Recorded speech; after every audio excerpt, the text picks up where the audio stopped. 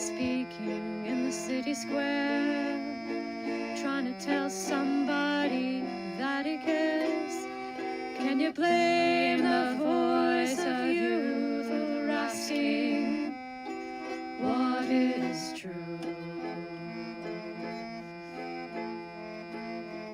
Yeah, the ones that you're calling wild are gonna be the leaders in a little while, when will the lonely voice of youth cry what is true?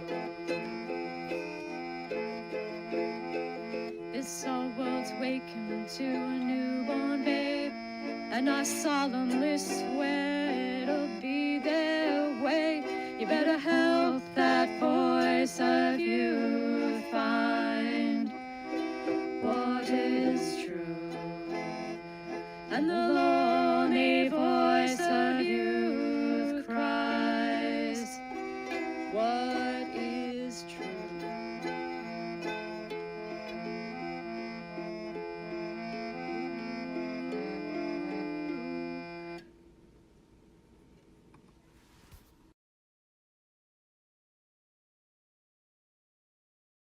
All right, I gotta fix that video and add a fade.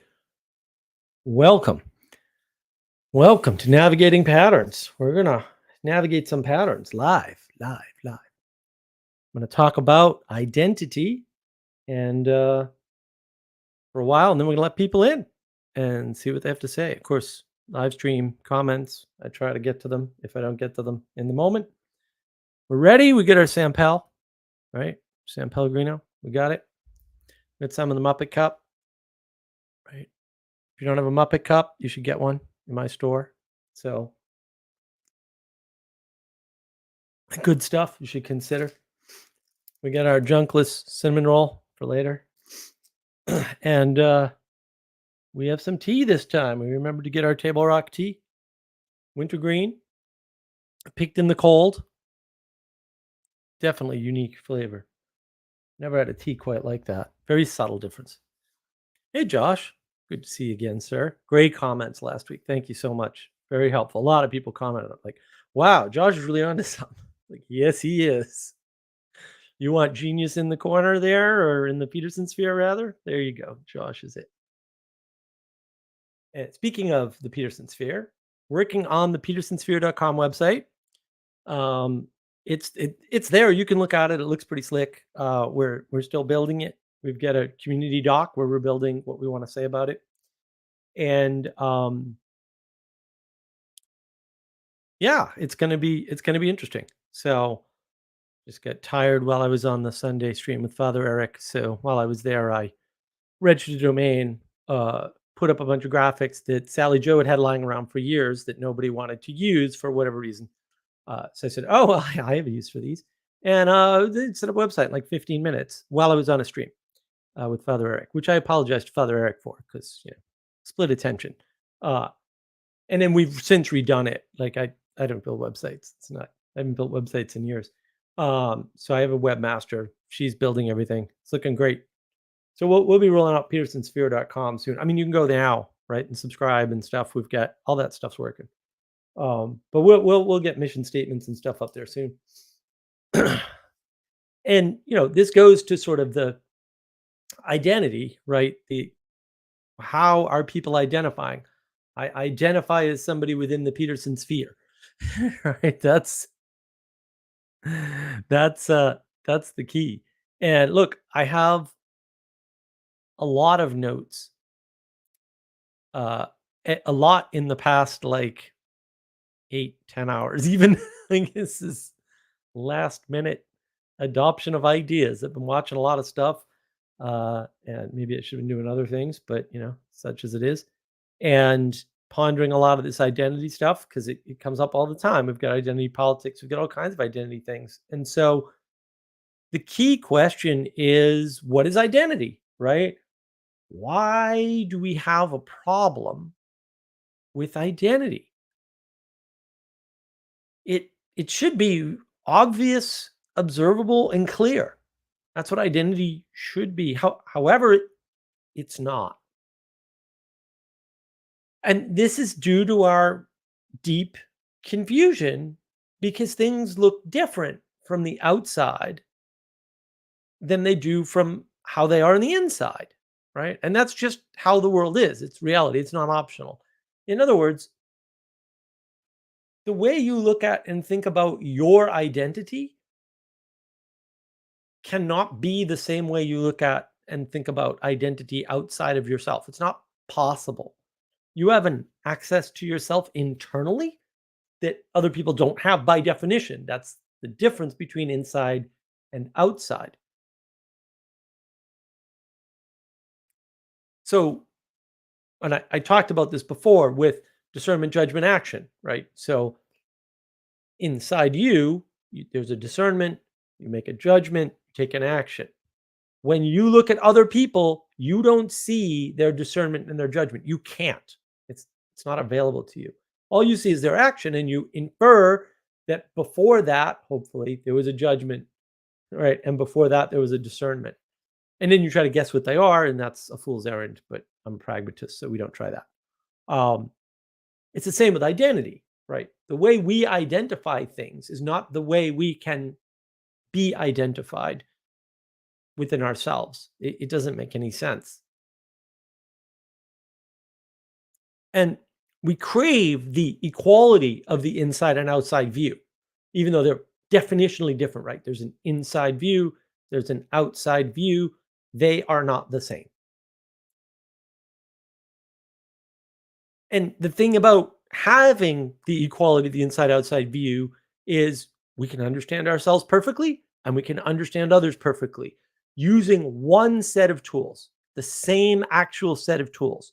And wouldn't that be nice? We have one set of tools, we understand ourselves, we understand others, problem solved, right? But this is false and it causes a bunch of problems, right? The expectation of equality, which doesn't work, it puts us in this opposition, in this binary rebellion. And we only have that when we don't have real boundaries, right?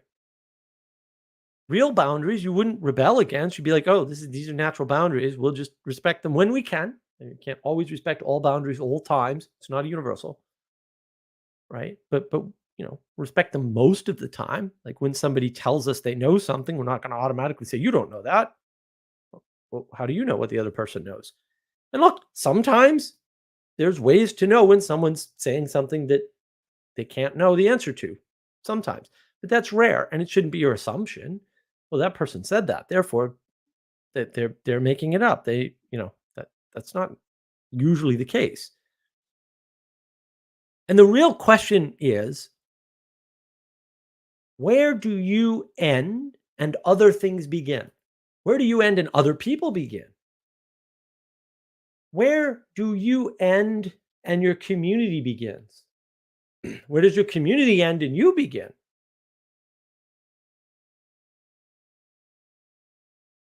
And this is the problem of drawing boundaries or not being able to draw boundaries or drawing improper boundaries. Those are all similar sorts of issues. And this is informed by some work. I probably talked about this before. I think it was a year ago, maybe it was 2 years ago. I did a talk. I set it up with Pastor Paul Vanderklay and Father Eric and Joey and myself. And it was two atheists talk to two clergy, whatever. I forget the exact title. It was a good video. And after we did that talk, somebody put a comment on it. I think it's since been deleted, where they said that they were in some kind of therapy role. They said, "Oh, thing that people find most helpful is when I can teach them where they end and other things begin." And that really helps them therapeutically. And that makes sense, right? And that's actually a whopping issue. Like Joey highlighted this to me and said this is really important. And Joey's often right about these things. So I try to listen to Joey. Um, I'm so glad, so glad to have met Joey. It's very rich. He's a very good, clear thinker and clear communicator, even more importantly, sometimes. And we get confused because part of identity is formation. And formation is something that is done to you by outside forces. By definition, you do not form yourself. That's not possible. That's ridiculous. It's absurd. If somebody says that, they're a crazy person. Don't listen to them. Right? Just smile, nod, back up slowly. Right? You're not going to form yourself. Let's say you're not involved in your formation. Of course, if you're a rebel, you won't form. You'll become unhinged effectively. Right? You should try to form and conform to the world around you because you're in it. It's not really an optional thing. Except you can burn a lot of time, energy, and tension. You can burn a lot of personal uh, power rebelling. Like, you always have the option to rebel. You have the option to opt out, right? You have the option to rebel. You always have these options. But I don't recommend it. Part of formation is figuring out where you fit in, how you fit in, and why you should submit and what you should submit to fit in. All kinds of problems with this. It's an imperfect process. Maybe you want to be a baseball player and you can't catch a baseball. That might be a problem. Maybe you can't fit in there. Maybe you don't want to be a baseball player, but your parents want you to be a baseball player. Yeah, that's a problem. These are all problems. For sure. And I'm not I'm not here to give you answers, right? I'm here to show you how this works, to help you, give you the tools to navigate. Not here for answers. Here for answers, I'm sorry, you're going to be disappointed. The problem of identification is that it implies limitation and admitting to limitation. You can't identify without acknowledging limits, and probably a lot of limits, maybe limits you're uncomfortable with. And it also involves leaving stuff out in favor of other stuff, like privileging things, value hierarchies, things like that, trade offs. It involves trade offs. Identity involves trade offs. If you're not willing to make trade offs, you're not going to have identity. If you're not willing to draw boundaries, you're not going to have identity. If you're not willing to put limits on things or acknowledge limits, you're not going to have identity. That's not just you personally, it's also objects in the world. If you want to make a cup with no sides, it's not going to function as a cup. You can call it a cup, you can try to force the identity on it, it's not going to work. You can use arbitrary words. You can call things topics. You can call people topics. I don't think people are topics. I think that's a reduction. Terrible thing to say about somebody, but whatever. People do that. Part of the flattening of the world. Improper identification is a denial of boundaries, or it's rebelling against boundaries, against exclusion, against consequence and constraint, right? That's the liberal ethos. When people say, in recent times, they're a liberal, what do you mean? What they typically say, if you listen closely to their description, is they want freedom from consequence and constraint. Well, I got news. We're not living in that world. We're not going to be living in that world. We can't form the world in the way that that would be a thing. We need to get over it. Proper identification is all about defending that which is within the bounds against that which is outside of those bounds. And it doesn't mean that you can't bring the outside in, but there is a right or proper way to do this and a wrong way to do this, or maybe several wrong ways and only a few right ways, or maybe only one right way. And without that, you can't have identity. You can't big tent everything and say, well, everybody's welcome all the time, no matter what. It's not practical.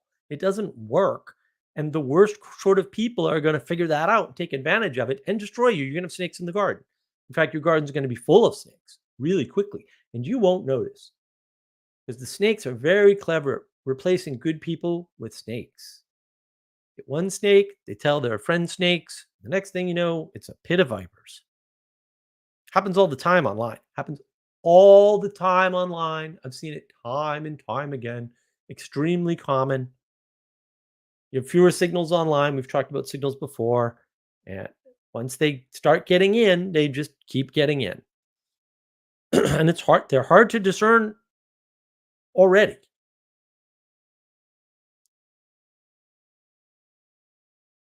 And having an identifiable thing doesn't mean that everything or everyone can stay forever. It doesn't mean all the parts are going to last. It doesn't mean all the parts are going to be the same parts, are that the parts aren't going to fundamentally change, right? Because that can happen, right? It's not a universal in time. And I know we love universals. Those are easy answers, but people change, communities change, identities change. There's a great story. I forget how long ago I heard it or where it was, but it was one of these true crime things. But they're basically talking about it. It's such an absurd story. Sometimes I'm like, how did this happen? There was a small town. I think it was in the northwest of the United States. It was a relatively small town, like 700 people type sound, right? It didn't have. I don't think it had 1,000 people in it. Might have had less. Might have been 200 people, but it was a relatively small town. And they had this one drug dealer there who was motorcycles, multiple quote girlfriends, wives, whatever, uh, beat them publicly. Right, it's a problem. But he's part of the community, and he's hard to get rid of. And he happened to have an attorney who loved cash, and he's a drug dealer, so he had lots of cash. The guy on retainer, he was out on 2 different murders, separate cases. He was out. He was out and about, and I forget what happened, but something triggered the townspeople to shoot him. So he was shot and dead and killed. And the locals kind of came in and said, "Oh yeah, he's dead. All right, well, let's wrap this up," because they knew, like, well, he's a drug dealer. He beats people and kills people. He was on trial for 2 different murders, and he somehow got off. So, like, yeah, justice is done. Let's move on here. And went up to the state level. State investigated, said, "Oh yeah, horrible tragedy. Lunch, right? They figured it out. Nobody was interested in prosecuting, except obviously somebody was pissed off. I don't know if it was the attorney or who it was. I don't remember the story that well. That detail wasn't important. So the FBI comes in. And I'm like, why is the FBI investigating this? This guy's a murderer. He's dead now. That's really too bad. I'm so sad. I'm going to cry. Leave it alone. The FBI comes in. They start interviewing people. And the story that comes out is that every single person they interviewed said, "Oh, yeah, well, I was in the bar under the pool table when the shots were fired. I heard the shots. I know the shots happened. I was under the pool table." So now it just turns out the FBI starts doing some math, and they're like, there were like 45 people under a pool table, and it's the same pool table, and they all agree it was that pool table. And they asked every one of them, "Was anybody else under the pool table with you?" And they all said, "Well, I don't know, man. I just know I was under the pool table." And they just all stuck to that story. The FBI did all this long, ridiculous investigation and couldn't make a case, so they had to drop the case. Sometimes people need to be ejected from your community because they're bad people.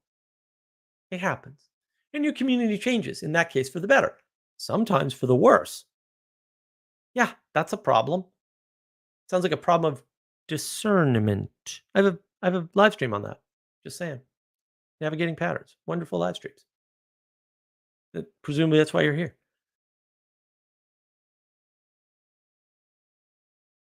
Your attempt to identify can conflict with reality when you try to control that yourself. Because identity is your relationship to the world. Identity is also recognizing reality, not just something that applies to you, something you're embedded in, something you're related to, something you're in relationship with, a quality relationship, hopefully. In other words, intimacy. If you're having a conflict of, say, personal identity or even an identity of, is this a cup? You might just be wrong about reality. I'm not saying you are. I'm saying you should consider that, though. And a lot of what's going on is people never consider, maybe I'm wrong about something. Like, they just don't, never crosses their mind. And it might be, if you are wrong about reality, you cannot properly identify.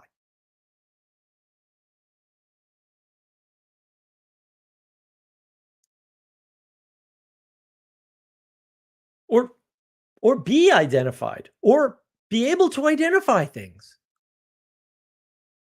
Sign of psychosis. Perhaps you don't know what thingness is. A lot of people are trying to work out thingness. I'm like, really? That's a waste of time. If you need to work out thingness, say propositionally, you're screwed. You're completely screwed. You, it's over for you, man. You're in hell, and you're gonna stay there for a long time. You need to just relate to the world. And that question of thingness will resolve itself. All we have are signals. And this is part of the confusion. Do we know a loud signal from a persistent signal, or from 12 different signals that are basically signaling the same thing? Or are they all just the same to us? Because I think in a lot of cases, that's part of the problem. It's a flat world out there, man. We flatten people to topics, to prompts. We flatten people to political parties. We flatten people to what videos they listen to on the internet. We flatten people to who they talk to. It's like, what? Why? I'd rather relate to people and hear what they say and be in a relationship with them and with the world and with them with the world. That's how you be with somebody. You don't be with them by having the same physical location for them for a time. That's not sufficient. I can be with somebody on the internet without having a physical location in common.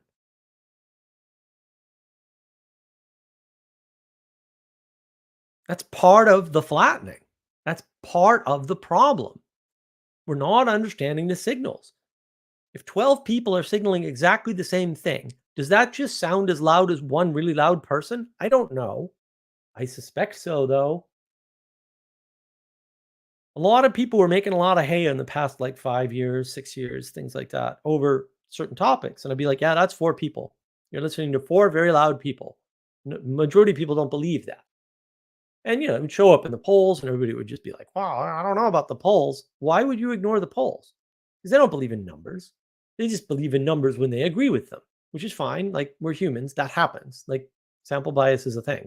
We ignore the things that disagree with us, and we prefer the things that agree with us. That's part of the problem that we have as people. We're very much the creatures that filter out disagreement and try to include agreement. And we do that with signals first and foremost. The world starts with signals.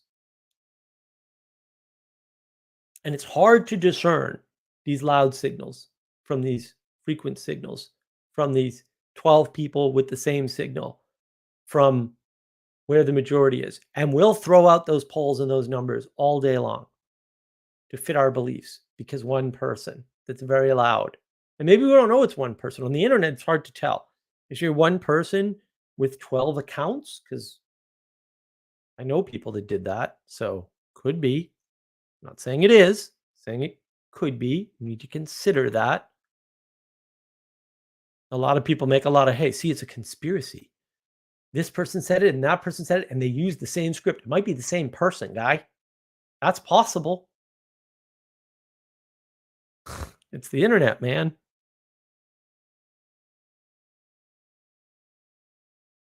The real problem is we live in a flood of identity. There's a ton of things you could identify with or copy or emulate or agree with or try to participate in or try to exemplify. We mix up identities. Is poverty the same as piety? Is being poor something that makes you righteous? Is being a minority something that makes you worthy of assistance? Is being different a reason to give you more attention? And look, the world is too complicated for us, identity in particular, so we oversimplify it. That's where identity politics comes from. You're reducing identity to the binary frame of politics. That's what identity politics. Oh, it seems really simple. Yeah, go map it and see it maps perfectly. Wow. It's really simple. Yeah, the world is really simple. Everyone's giving you these complicated blue church, green church, game B, game C, game D, uh, you know, advanced non-Euclidean superphysics garbage frames that you don't need. Nobody had them in the past, and they all survived to give us the world we're in. So I don't think we need them. Just a guess, but has to be true too. So there's always that. And if you try to identify as all things or with all things, like you can't. So the flood gets you and you end up in nihilism. Or you go, well, I don't know what I want to identify as, so I'm going to try everything. No, you're not. You can't. You can't. It's not an option that's available. At some point, you have to give up and quit. Otherwise, the nihilism is going to eat you. And it does eat you. Like nihilism eats people. That's what it does. Instead of finding problems with different identifications with different things that you could relate to, right? Instead of identifying against, you should identify for. They aren't opposites. I can identify as a computer programmer. That doesn't mean I'm identifying against being a plumber. It's not symmetrical. Saying I'm not a plumber and saying I am a computer programmer are not the same sort of statement at all. Identifying for doesn't mean rejecting everything else. It just changes your mode of participation. What is right participation? Well, I'm sure you can have some answers to that. And this sort of brings us to the big question, where are communities? What are we talking about? Communities are things with identity. I mean, they're a way of identifying.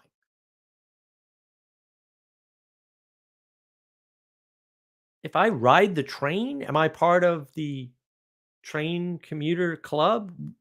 Well, no. I mean, maybe you have to ride the train at commuting hours. Look, I used to ride the train once in a while. I've actually gone without cars for whole months and had to trek 2 hours to get into the city occasionally. Um, so take the train into Boston. I've done it a few times. Can't do it anymore because I don't live anywhere near Boston anymore. But there's a commuter train community. There's a commuter train culture. You don't become part of it by commuting at the commuter train time. You also don't become part of it by going into one of the cars where all of the commuter community people are. That's not sufficient. It's a little confusing. Well, what makes that community? Well, regularity, relationship. Those people have been riding the train in the same train car, probably sitting in many of the same spaces, usually for months, sometimes for years, at least for weeks. They've gotten to know each other in various different ways for various different reasons. So they formed a little train commuter community. Very nice community, by the way. If you want into the community, you can get in temporarily if you know somebody, or perhaps you start to make a friend or two. But you don't get in by just being there. You're not in the community because you're commuting with those people in that train car at that time. That's not sufficient. It takes work, it takes effort. A lot of people are just freaking lazy. I hate laziness. Oh, I hate laziness. Ugh, laziness. The only thing worse than laziness is incompetence. You got to work for community. You can't just declare it.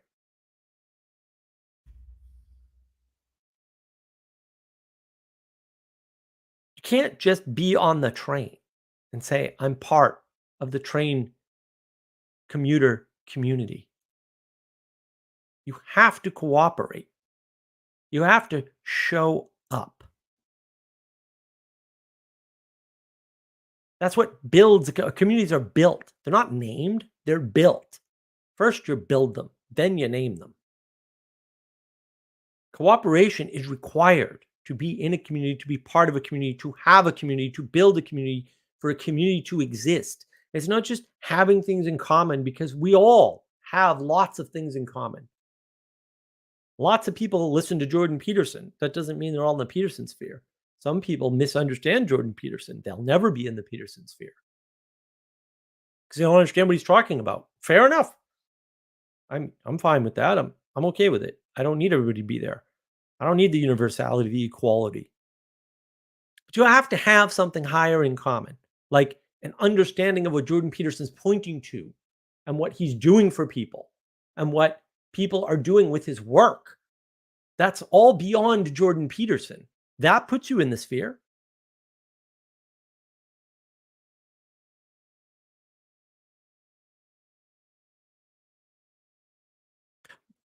We need that thing, that higher thing, because we need to orient towards the same thing. And we can't orient towards the same thing at the same level of analysis or layer of reality. We can't. Mere direction might work in that situation, although it also doesn't. But it certainly looks like it does. But only when you only account for yourself and your goal, not when you account for yourself, the landscape around you, and the other people around you, and all the snakes, and all the demons, and all the other things that get in your way, and the goal. Now you need something higher to orient towards. Because we all have different perspectives at the same level of reality. That's, the materialism. We cannot use that for orientation and cooperation. It's not sufficient. That form of commonality will always result in opposition and therefore direct conflict. I'm not a fan. You can have identity or you can be a universalist. You get to pick one. Everyone wants to be special and included, but both are not possible. Everyone wants to have their cake and eat it too.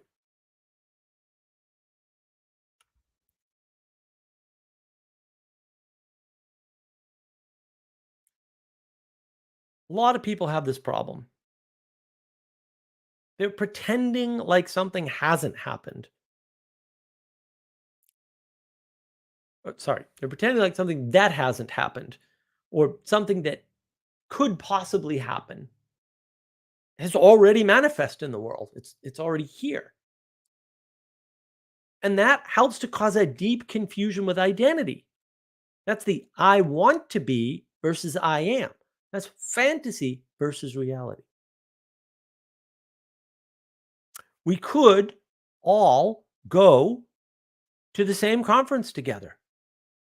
Okay, dude. I'm sure in theory we could. In practice, however, we can't. Now, I would hope that someday everybody on the stream, and perhaps a bunch of other people, could all get together in the same place at the same time. But for me to identify that now and say, oh, this is Navigating Patterns Conference, and you're all part of that community, I'm like stepping across a billion boundaries. So, counterexample, please afford me. It's inappropriate. You can't do that. We haven't established that that can happen yet. It can happen in theory. Anything can happen in your head. anything. Your brain can manifest anything in idea space. I have purple talking unicorn. I just don't understand why purple talking unicorn doesn't talk to you. No idea. It's also never going to. And it's important that I know that. Because if I didn't, I'd be nuts, or more nuts than I already am. We don't want that. Look at the outfit. Really? Do we want more outrageous outfits? I think not. That's the confusion. I mean, that's why people like the LARPing frame, which is just the worst, most garbage frame ever. Um, I get it, but you have to be able to discern fantasy and reality. No, no crazier outfits, Casey. Sorry, not gonna happen. Thank you. Hello. Um, Knowing where you end and other things begin or other people begin is a crisis of meaning, a collapse of intimacy, like the quality of your relationship to the world or relationships in the world. And it's explanatory of our times, the recent stuff we're going through right now. Not having proper boundaries, or maybe any at all, means you cannot have proper intimate connections with the world. You cannot be in proper relationship with the world. Thank you, Aaron. That's very generous of you. Let me ask you a question, all of you on my stream. Are we true to ourselves? Or are we acting like we have a profile that is not us? Is that our identity? Is that authenticity? When we signal lies to each other, we live in a world full of lies and deception and betrayal, not only of us, right? But of knowledge itself and by knowledge itself. If we're reducing the world to propositional knowledge, and I tell you a cup is not a cup, or that 2 plus 2 equals 5, or that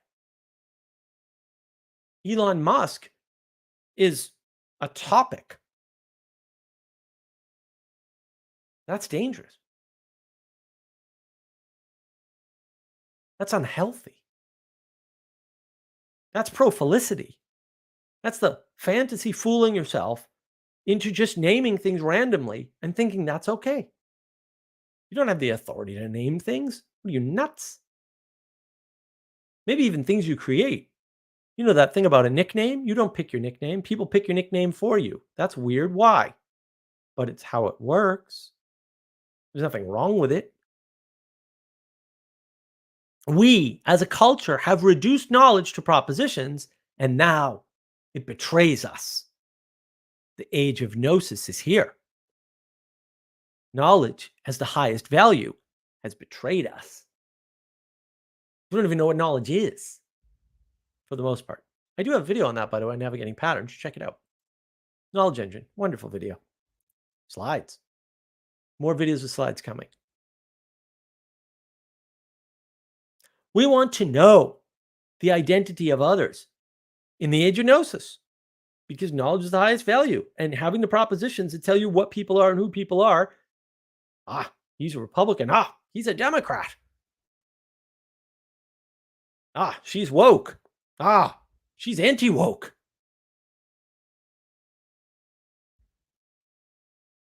Even though propositions are flat maps and often merely descriptions, which can be inaccurate. They seem more real, but only in our fantasy where we fill in all the details that propositions cannot convey. We create identities for others from our propositions or from their propositions. And when their actions and activities don't match that, we think they aren't being authentic. Often that is true, but sometimes it is false. How frustrating. Our sense of authenticity of others is wrapped up very, very, very heavily very heavily in our expectations, which are informed by our predictions, which are informed by our models of the world. And so you may think that Jordan Peterson moving to Daily Wire is some betrayal or that he somehow changed and become different. That didn't happen. Sorry, it didn't happen. I'm not saying Jordan Peterson didn't change, but him going to Daily Wire, his message isn't changed at all. He's not saying anything fundamentally different. His views on certain things have shifted for sure. Watched a great video on Aaron McIntyre's channel with Jonathan Peugeot, and he talked about some of that. Jordan Peterson is no longer, say, a classical liberal. I think that's fair. He's not talking like that anymore, for sure. Very subtle, hard to catch. Don't believe me? Look, I got a bunch of videos on Jordan Peterson. One of them, and I got a conversation with Manuel, actually, right? Why this third wave Peterson, whatever, this Daily Wire thing is a bunch of smoke and mirrors. Maybe you didn't expect him to go to Daily Wire because you have this ridiculous view of Daily Wire as conservative. Good Lord. You got to meet a conservative if you think they're conservative. Ben Shapiro gets crap all the time from the Jewish community because they say you can't be Orthodox and do Daily Wire because you don't talk like an Orthodox. And he's like, yeah, no kidding. I'm a journalist. Fair, very moderate, shockingly moderate, disappointingly moderate from my perspective. I'm not going to get into my politics.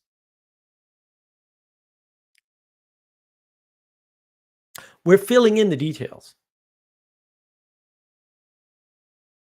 If somebody says they're a conservative or somebody says they watch Daily Wire, we're going, oh, I know all these things about them. No, you don't. You have one piece of information. Let's suppose I watch Daily Wire to yell at Ben Shapiro for not being harsh enough on bad people or calling out evil enough, which occasionally I do, by the way. You may think I'm agreeing with him when in fact I'm pissed. I know other people who watch Daily Wire to go, what are those crazy conservatives up to now? Even though I would call them insane. I know people that do that. They pay the money so they can watch it. So the fact they watch Daily Wire tells you zero about them. Zero. Actual zero. Zero. It does not give you any intimacy with them. But you filled in their identity all by yourself. Pro-felicity, huh? Yeah. I know Pastor Paul talks about pro-felicity. You got it from Hans Georg Müller. I like Hans, actually. When he talks about dead philosophers or alleged philosophers, right? We all know there's no actual philosophers past Plato and Aristotle.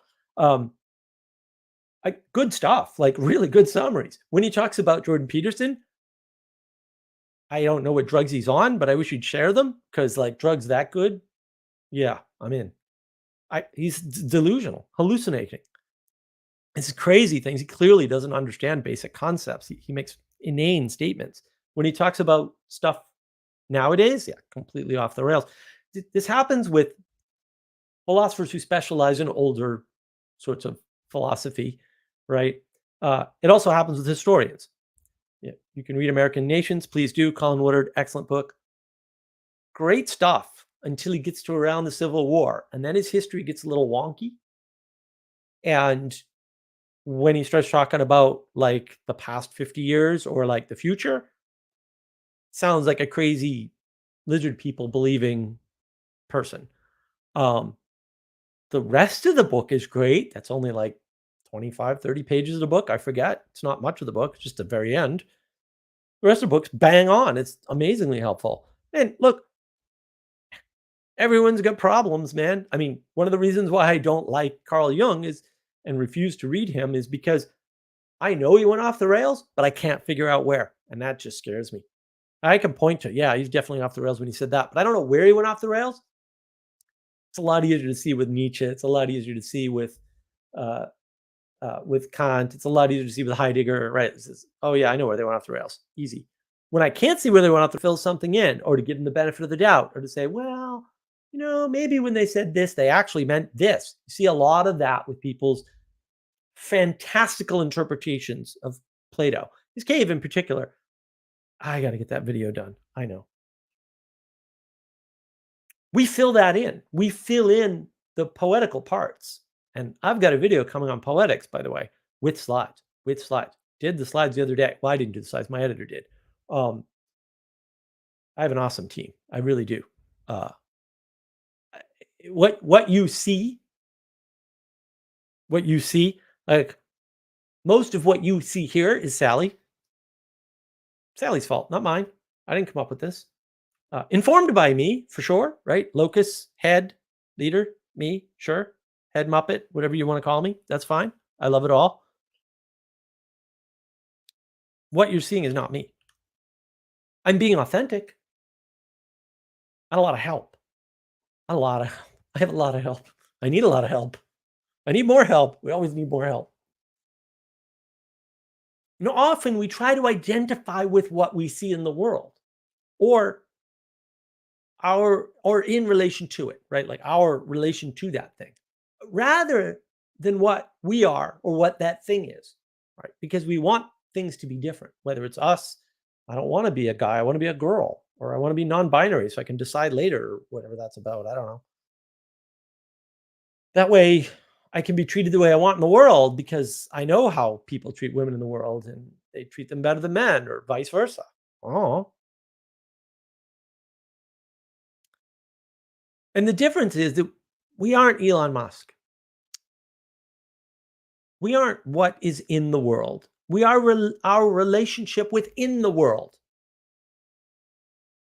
What do we sacrifice to be in this world, particularly in right relation? Because those are two different things. You can be in this world and not in right relation and struggling, right? Or suffering, worse yet. But some of that maybe you do some of that to yourself. What compromises do we make? Where are our trade-offs? What do we give up to relate to the world, to others in the world, to meet them in a way that they can be comfortable even while we are uncomfortable?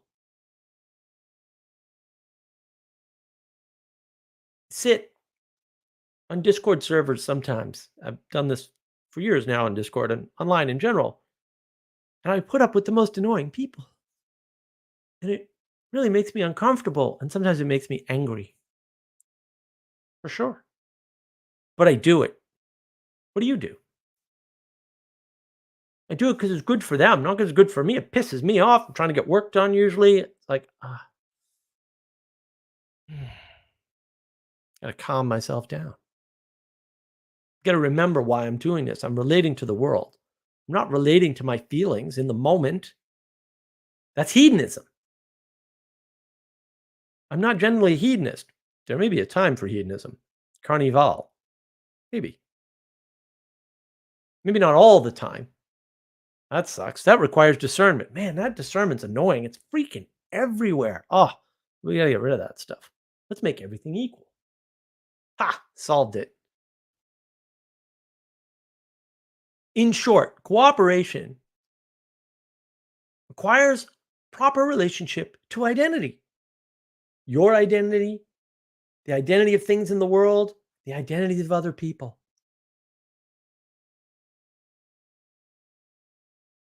What values do we hold and uphold? What values do we defend? What values are we willing to die for? That informs us and the world of who we can cooperate with and how to do so. We need to be mindful of virtues and values, or we will always be homeless. We'll always be in domicile because we cannot have a home without an identity. Because a home is a thing that anchors us to the world, and you can't be in your home without a relationship to that place. When you're in relationship, you're identified. You have an identity. You deny identity or you try to get squiggly about identity or squishy, and boom, you're homeless. You're in domicile. It's all over. This is very close to what John Vervaeke describes in Awakening from the Meaning Crisis, which should be called Awakening to the Meaning Crisis. When Alexander sort of conquers the world, Now, I disagree with this history entirely in this particular section. It's a piece of history I actually know a little bit about, actually researched. But the point is a good one. Like, man, when the possible relationships you have in the world sort of flood in, like the outside world floods in to your culture, and you have more options, maybe more job options, more options of who you can and can't work with, then maybe that causes domicide because maybe it shatters our identity, or maybe we shatter our identity because whatever we have is not good enough. And whatever you have is not good enough, but it may be good enough for you, or it may be as good as you can have. And we always want more than we can have.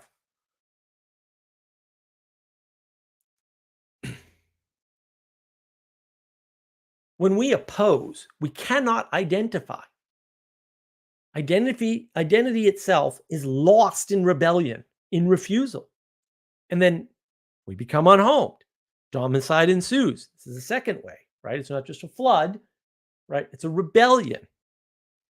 It's a different method. We don't know who we are, so we cannot have a proper relationship with and in the world.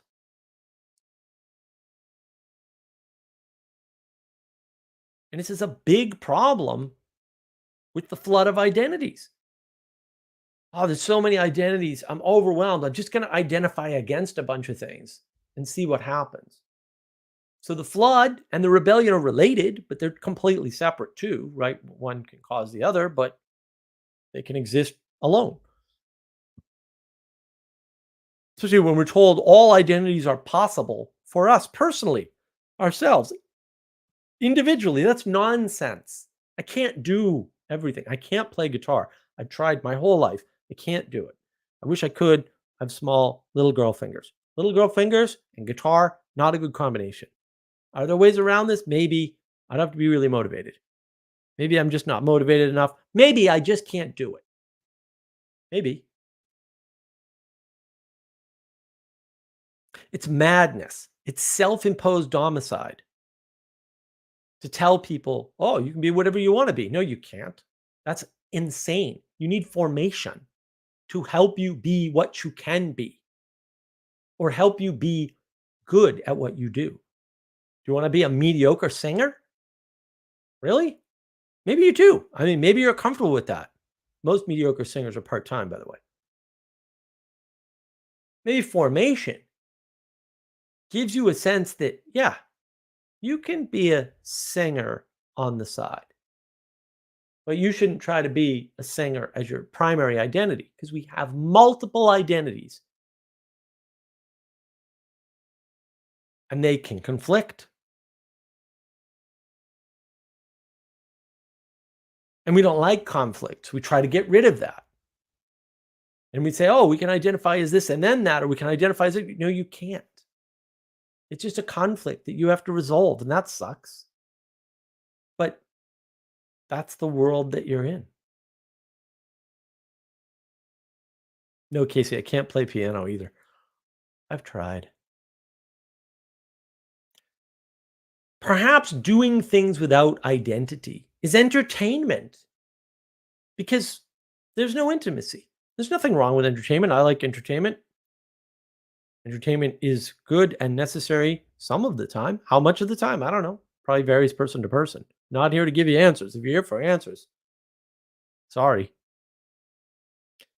And that is not to say that entertainment cannot have an identity, right? But those are different things. The world is asymmetrical. Just because entertainment could have an identity, like, oh, tap dancing is a form of identifiable entertainment, doesn't mean that the entertainment itself is an identification. Those are different things. That's inside versus outside. And worse yet, perhaps doing things in the world, actions, right, causes identification because this is an expression of a relationship. And the question is, What are you identifying as? Or are you merely identifying against with your actions? That actually should be discernible. Did you tell somebody you can't know that about that other person? That sounds like an identification against. You might be right because most of the time you're not right. You don't know what one person can know about another person, especially you don't know the other person. And of course, once you relate to something, you cause this conflict with other relationships. That's the navigation we need. How do we orient in the world? How do we manage and interact with those relationships, those separate identities? Because there is a conflict. Well, if I don't stay late at work, my boss is not going to be as happy with me. Maybe I won't get as good a raise. But if I don't go home on time, dinner's going to get cold. My wife's going to get upset.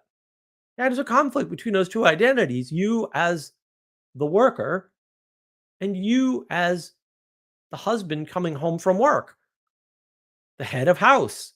You're the head of house. You should be at your house leading. You can't do that all the time. Part of leading your house is submitting to work, getting to work, making sure things get done out in the world so that you can bring back the bounty.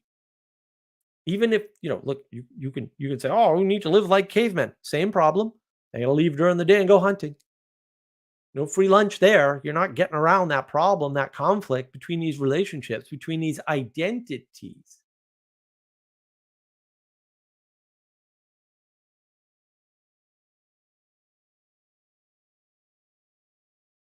How do we identify? What do we identify in the world? What do we see? How do we interact with, relate to the world around us? Ultimately, that is what identity is about. The problem with identity is that we might have it all wrong. We might be identifying things that we should not, trying to force things to be something they cannot be, including ourselves, including other people, including cups, including art. We may want to be Elon Musk, but that burden might be beyond anything we can bear. What if you want to be a creator, but you can't create? That happens all the time. What if you want to sing well, but you have a terrible voice? I know people like this. But you can always, always participate in making something bigger than you can even imagine. You could work for Elon Musk and build a rocket that goes to Mars. You really cannot imagine Mars or a rocket that goes to Mars. But you could participate if you submit to being a cog in the machine, to being part of a machine that can build the thing that goes to Mars. You could do that. But you can't be Elon Musk.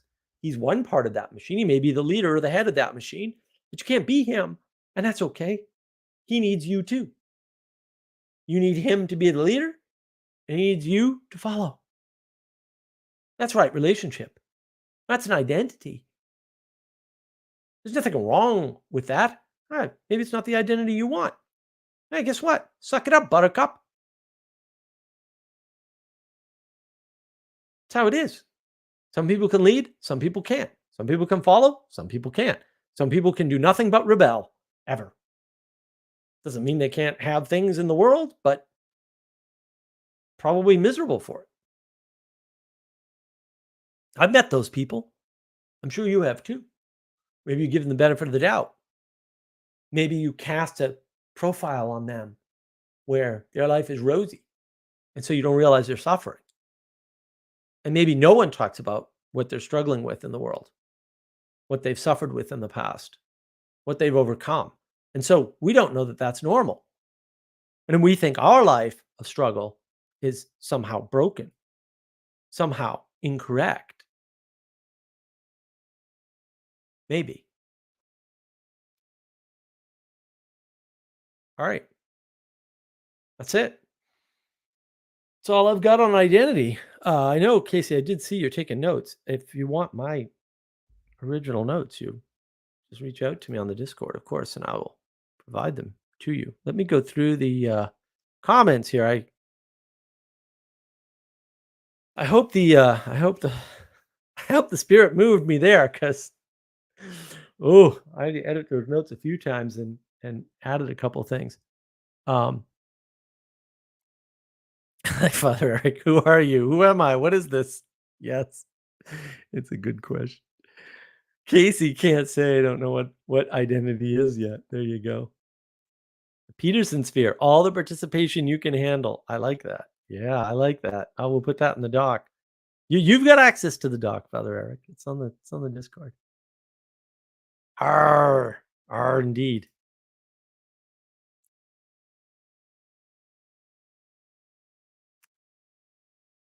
William Branch, SpongeBob has porous boundaries. That's an interesting observation. I don't know why we're telling people about this way. Eric, when people try to form their own identity, it usually ends up really stupid. Yeah, it really does. Forget usually, always. Fair. Probably always. Josh, does an individual by nature seek to be absorbed into a body? I don't think individuals exist. I think the thing people are pointing to as individuals are already bodies, and bodies are made up of parts. And so this is where you get into trouble, right? If bodies are made up of parts, how do you think they're individuals? Like this Neoplatonism is just absolutely killing us. Uh-oh. We have Father Eric. Welcome, sir.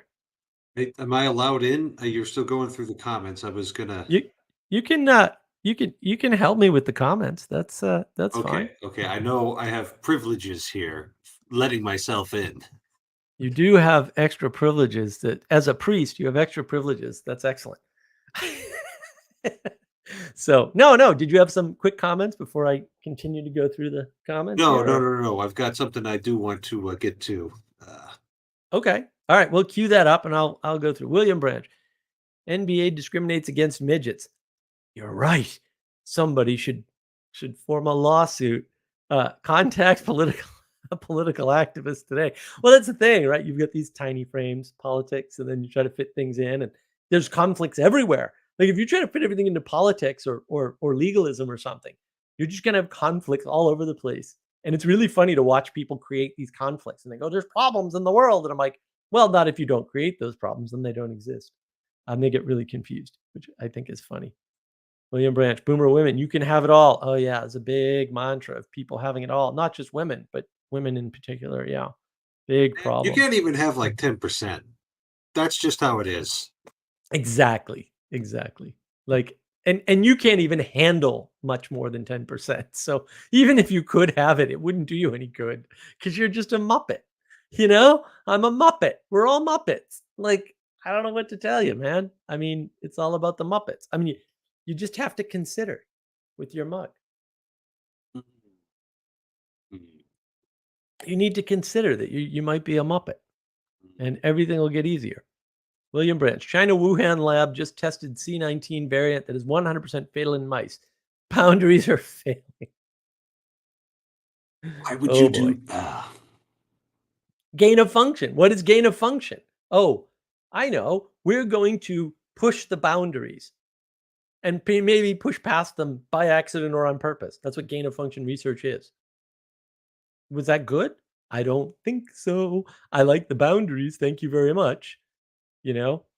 That's the thing. Oh, Father Eric himself. Identity is not a substance, not a quality, not a quantity, but relation. I've been saying this for years. Okay, so here's why that's important. Is that Aristotle had the 10 categories, right?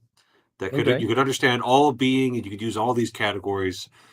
Later philosophers reduced that to 4: substance, and then the 3 forms of accidents: quantity, quality, and relation. If you don't put identity in the right place, you end up saying, well, I'm a straight white male. And it's like, okay, that's true. That doesn't actually, tell you anything. You're just naming qualities of yourself. It's not proper ground for identity. So. And then Well you said said. the exact same thing, and I'm like, we're tracking. Excellent. Excellent. I love it. I love it. I love it when I stumble across the ancient wisdom because it's not that hard to derive. Uh, William Branch, FBI, founded by grandson of Jerome Bonaparte, brother of Napoleon Bonaparte. History is false narrative. I don't know about that. History is something. Everything is false under that definition. There's always detail. DuPonts, aka French nobility, are deep state too. I don't know about that, William. Sound a little too lizard people for me. And I like the lizard people, but William Branch, only 3 TV stations, a great flattening. I don't know. It was an expansion from radio. If you think about it, it wasn't a flattening. Like having 500 channels, and I did at one point, by the way. That's a flood. I'd rather have 3. I liked it better when we had 5, actually. That was great. William Branch, 7 Faces of Ease happened before the internet. Yeah, well, the internet's relatively new.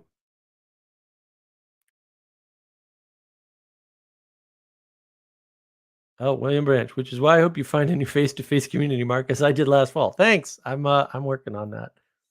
We'll see. Presence, participation, and support, as I was taught in church years ago. Oh, really? That's an interesting outline. I've never heard presence, participation, and support. That's fascinating. Josh had a question. You want to answer this one? I did with the very next comment. You could take a look at that. But basically, identity is a relation is a real category, right? And you could think of it this way. Right now, I'm speaking into an electronic device, which is beaming my image and my the sounds that I'm making, or at least a close approximation to all of you. We're in relation with each other, and it actually changes you. Our relationship, right now it's mostly going this way. It changes you, and the relationship can also change me back. Sometimes it only goes one way. Oftentimes it goes both ways. And so there's real, change. There's real communication of being, either building up towards perfection or tearing down. But yeah, that real connection right there. So relation is real. So I don't want you to think that I'm making identity to be not real in terms of making it relation. And I don't know, there's probably something about, the flattening effect of materialism there, but I'm not smart enough to think about it right now. Well, materialism, there's no relations in materialism. I mean, only like the grossest physical causality. Right. It's gross physical causality. Right. So linear, discrete, I do this, that causes this, and only this. It's like, no, that's not the world. George Elias, you might even add the ground of all other categories. Maybe. Thank you. Hello. Thank you very much. Casey, crazier outfits, please. I said no earlier. I'm going to say no again, just so. What the hell? What is this? Go full Don Cherry? No, I'm not going full Don Cherry. But just, guys, if you've never heard of Don Cherry, just Google it. There's nothing, not safe for work there, but just the craziest suits you've ever seen in your life. It's amazing. Casey, more frills. Well, more frills is possible. Pirates usually have puffy shirts, so I could. I have all these nice Hawaiian shirts that I bought in Hawaii, except for one of them, and so I like to use them.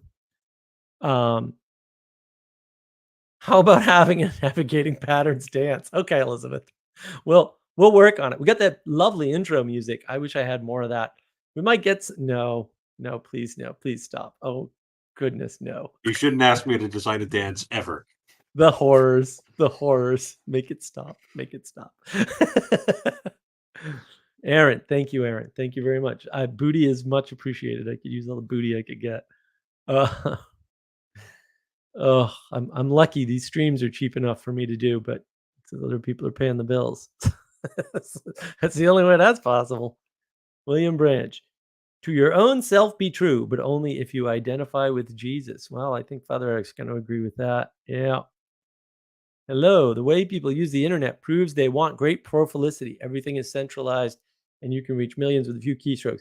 I think everything is decentralized, right? This is the struggle with platforms. You see a lot of people rally against platforms. Platforms are the centralization that give you a place to find things. You can't find things without platforms. It's not possible, technically.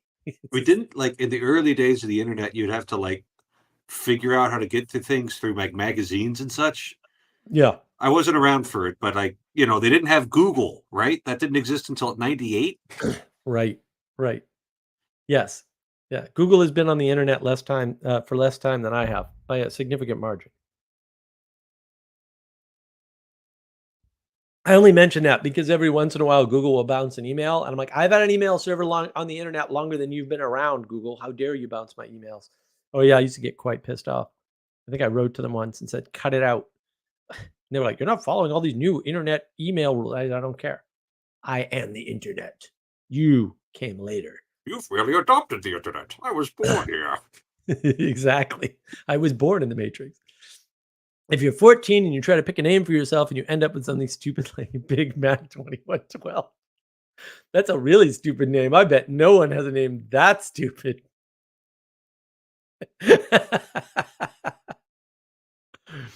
Casey says many notes tonight. Yeah, Casey, I have the original notes here. So if you need them, I'd be curious to know what stood out to you too. So if you get a chance, we should chat about that. It's always interesting. I know Pastor Paul talks about this all the time, right? He loves hearing feedback on his sermons because he's like, "Wait, that's what you got out of it?" I'm the same way with this. Oh, that's like, real. That's 100% real. That's what you heard? Did I even say that? Like, when did I say that? Yeah. It's good to know what people find helpful. It's amazing communication happens ever. Yeah. William Branch, knowledge as information depends on the living semantics of the writer and the reader. Yeah, knowledge isn't information. It's made from information. People get that confused. See my Knowledge Engine video on navigating patterns. Thank you very much. Wonderful video. Slides. Hello. People don't behave more authentic because of the pseudo-anonymity. Yep. Opposite happened. Right. The option of being anonymous, right? Flood of identity. Because who are you when you're anonymous? You have an infinite number of potential identities, and yet you have none at the same time. It's very confusing. It's not better for you. It's actually a lot worse. William, autists live in an introverted world. Yeah, well, they're stuck in an introverted world.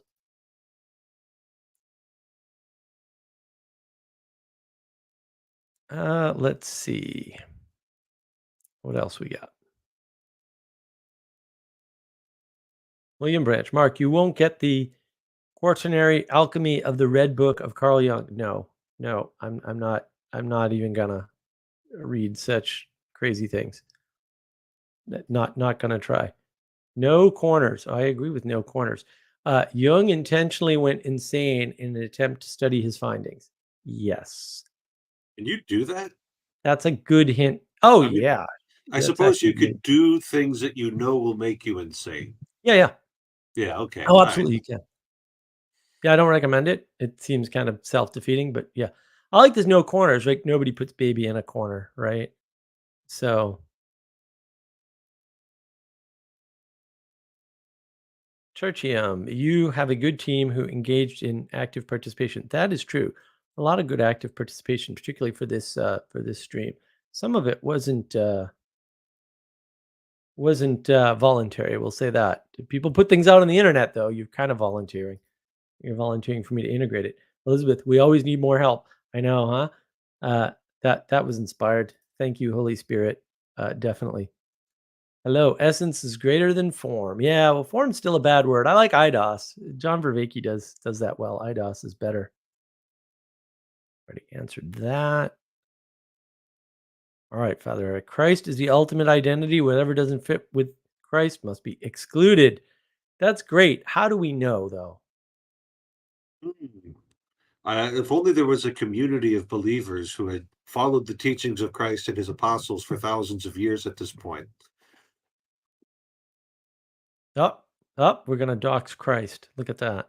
That's get his identity out there. Yeah, maybe that should be the church's mission, to dox Christ. That would be hysterical.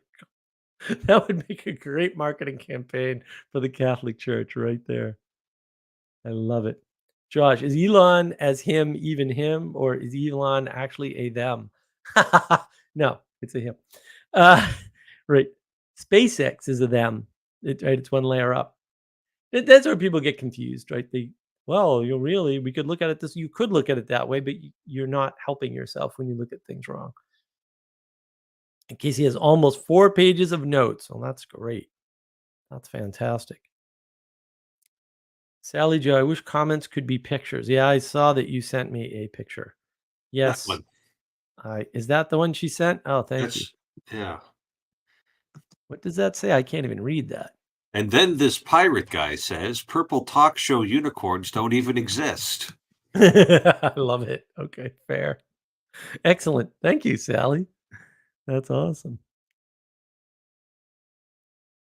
That's great. I appreciate that. See, it's a group effort. That's for sure. Casey, something needs a name to be realized. Yeah, I might say manifest. Realized works too, right? Things can be real without a name, but they can't be realized without a name. That's fair. That's a fair way to say it. That's wonderful. Yes, it's his canonical authority. Your canonical authority is correct. Canonical authority happens.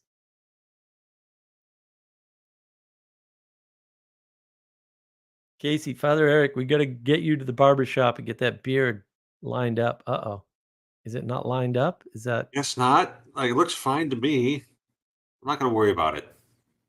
William Branch? Muppets came later. I followed Captain Kangaroo. Okay, fair. Fair.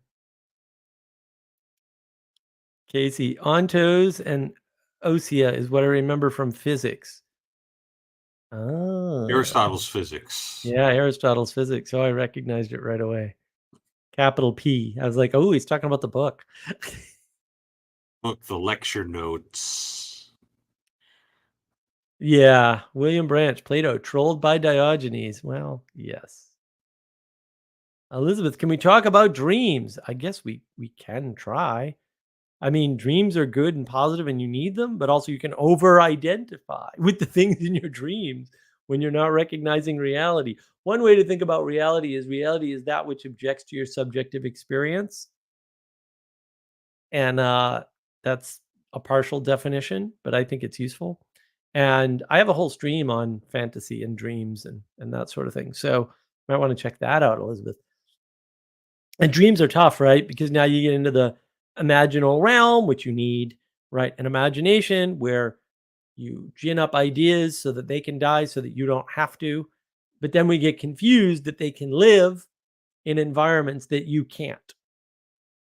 Dun, dun, dun, right? And how much imaginal you're using for modeling matters, right? So if you're in full dream mode, you're modeling a world that doesn't exist. So in the dream world, you can fly. And in the real world, you can't. And if you get confused, suppose you drop some acid, you'll get confused. And this happens a bunch, right? People drop acid, they think they can fly, they try, they find out that was a dream. Although they really don't find it out, they just sort of die, which is unfortunate. I tried at the age of 5 at a playground. That's healthier. Yeah, it's like 5. Yeah. You saw Toy Story, you saw Buzz Lightyear had wings. Obviously, this translates to me, right?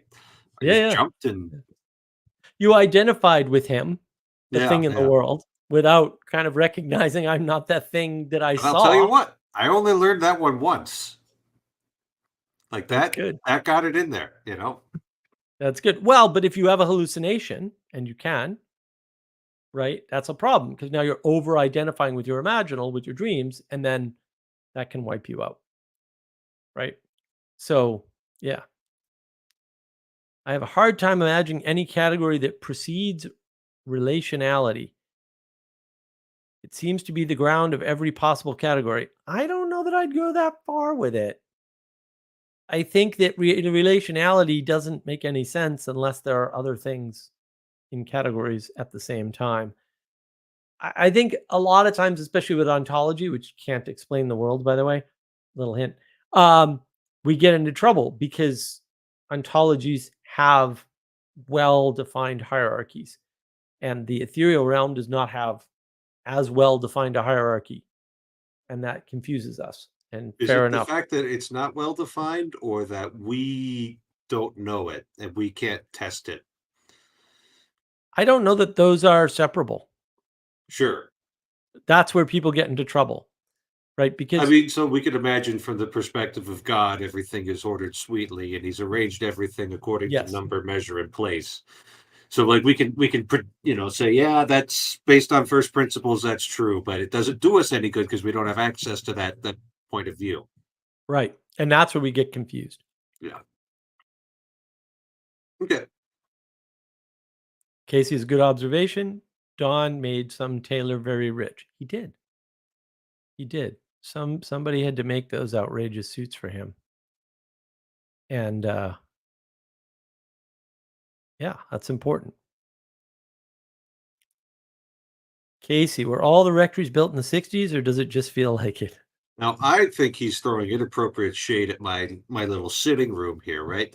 This is a Victorian mansion, basically. And this isn't like plastic that looks like wood. It's real wood paneling. So I feel like I'm living rich here. Yeah, this I this house is agree. over 100 years old. I like it. Mills. Talking to many different people who are not connected, and then them all connecting up forces you to get clear with yourself and others about your identity. Yeah, it does. Well, again, you can't have one identity, right? So I was like, oh, which one do I adopt under which circumstance, right? Like, am I the worker? Am I the head of house? Am I the good friend? Right? I don't know, right? Am I the priest? Do I get to tell you what to do? Do, do I get to just barge in on your live stream unannounced? Yeah, You it's good didn't to have to let me in. You let me no, in. that's not going to stop me from mischaracterizing the situation. William Brantz, Cantor and Boltzmann and Gödel went nuts studying infinities. Oh, I didn't know about Boltzmann. Uh, yeah, Gödel shouldn't have gone nuts. He had the whole thing, right? Everybody says this Turtle's all the way down. It's not. It's Gödel's all the way down. Gödel's incompleteness theorem. Look it up. It's Gödel's all the way down. Yeah. That's a good line right there. You hold on to that. Pastor Paul nearly fell out of his chair when I told him that line. Yeah, it wasn't a live stream, but we were on camera on Discord. Yeah, on the Bridges of Meaning Discord. He used to go to the Bridges of Meaning Discord back when Yeah. there was a community there, which is subsequently gone. There's a few people in voice chat tonight. Yeah. Yeah, there's people over there now. Well, they're trying real hard to resurrect over there. Maybe they can pull it off. I don't know. Keep an eye on my Catholic folks there, and I get all my news from Prophet Zacharias. So Excellent. Aaron Black, my equip for identity is good ideas from culture form identity versus bad ideas, identity forming culture, forming bad ideas. Yeah, well, I don't think it's that simple. There's a lot going on. No corners. Is the imaginal realm related to the etheric realm? I don't think so. I think it's our interface between, right? So you have the imaginal realm. This is a video I got to do with slides. I don't have those slides done. I have slides done for Poetic. Got Poetic. I made a big breakthrough in the middle of doing slides for Poetic, actually. It's going to be great. You're going to love it. There's an imaginal realm, right? And then that is what links you to the ethereal realm. So in other words, the realm of your senses doesn't interface with the ethereal realm very well. Not at all, maybe, but not very well. The imaginal realm interfaces the ethereal realm very well and decouples from the material realm, right? And so those are your two interfaces, and neither are perfect interfaces. This is a philosophical question from the dawn of time, right? Like, do we actually sense reality correctly or not? Well, good question. That's a hard one to answer. I think the answer is of course not, but that's okay, right? And the key is to understand reality is so much bigger than us that we couldn't interface it accurately and precisely. And that's okay. That's why we have other people. That's why we need other people. That's why we're persons and not individuals. Persons are connected to other persons. So yeah, I mean, Jonathan Michaud talks about that all the time. He claims it's some Christian doctrine. I have no idea. Sally Joe, the imaginary is a potential doorway to all realms. You are not the authority of it. Yes, that's correct. Yeah, the imaginal realm or your imagination is the potential doorway to, right. It is the in-between space. Right. It is the in-between space. Tertium, got that wooden walls swagger, living the rich life. There you go. Look at that. There you go. Yeah. Yeah. No corner. Sally Joe, that sounds like the astral realm. No, the astral realm doesn't exist. There's an ethereal realm and there's an imaginal realm. I mean, if by astral realm you just mean outer space where the stars are, then sure. Yeah, I don't know. Sorry, I know too many classical languages. The stars are just above us. I don't know. They're kind of material. They're the same. The imaginary isn't taken seriously enough. Well, I don't know. Some people take it too seriously. Then they imagine they can just name things and that those things pop into existence through magic. Imagination, like creation. I might use manifestation there. Nature and life can eat your face. Use responsibly. Yes, I like that, Sally. They can, in fact, eat your face. Mills, does faith connect us to the real? Father Eric, you'll have to answer that question. Yes, the faith is the act of the intellect assenting to divinely revealed truths by the impulse of grace under the command of the will. When we talk about divinely revealed truths, what actually are we talking about? Are we talking about a bunch of things that are written down in books? Well, sure, maybe some of these are written down in books, but that's not the most important thing, right? If God is going to, in his great mercy, reveal himself to us, he's going to reveal his nature, his identity, his mission, his intentions, all of these sorts of things. What he's really doing is he's giving us his own self-understanding. So when we look at things that are revealed in scripture through the church and through creation, even, we get God's self-understanding. And so just as I can tell you something about myself, let's say I share some intimate story or some intimate piece of information, and you now participate in my own self-understanding. So when we, empowered by the Holy Spirit, have an act of faith, we are participating in God's self-understanding, which is why Thomas Aquinas would say that faith is the first contact of the soul directly with God. Oh, Mark, I was just finishing up. You can't fail right there. Yeah, and because it's not something that we see immediately, the act of the will is what closes the ascent. I like it. I like it. Good answer. Good answer. I like that answer. All right, what do we got? No corners. Father Eric, is theology the science of the church or the science of faith? Is it worth looking into for a non-theologian? Oh boy. I would say you can totally take that. A science, so theology is that study of God and his creatures in relation to them. It takes as its starting principles revelation.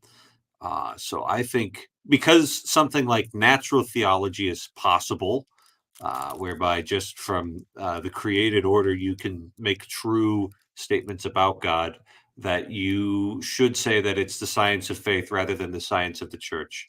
The judge of theology is the degree to which it actually helps you to love God and love neighbor.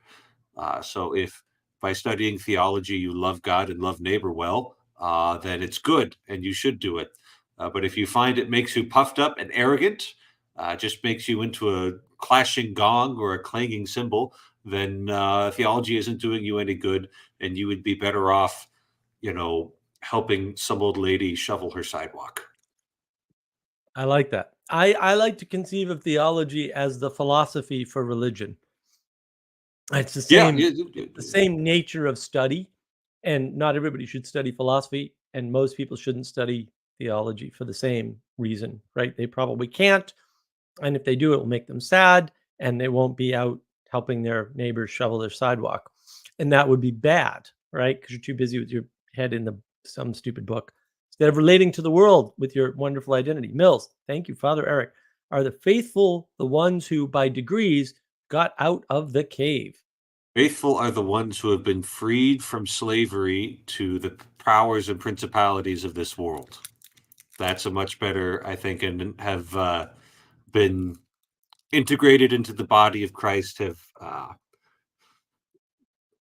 been allied with him, and are now participating in the divine nature by faith. Hope you're not referring to Plato's cave, because yeah, well, we've got opinions about Plato's cave here. Are we going to drop the links, Mark? Yeah, we should. Let me. I'll let you do that. I'm having a thought about identity and how people can get confused. I'm not 100% sure about it though, so I want to kind of hack it out. Oh, great. So Thomas Aquinas has a very sophisticated doctrine of analogy, where there's different kinds of analogies and you have to use them properly.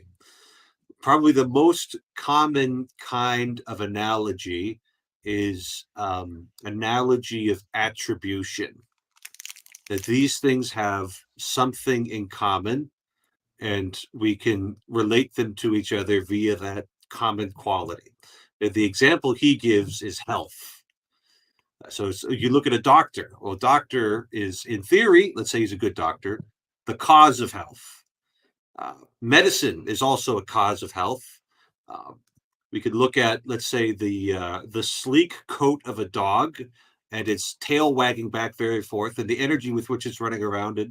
Those are signs of health, right? And all of those things are related to this idea of health, but they don't participate in the same way, right? Some things participate in as a cause of health. Some of the things are the effects of health.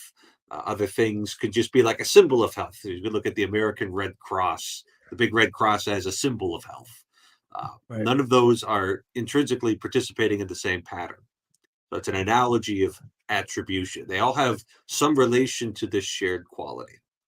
And then he's got, and this is the more powerful form of analogy, the analogy of proper proportion, where basically the thing has the same pattern inside of it.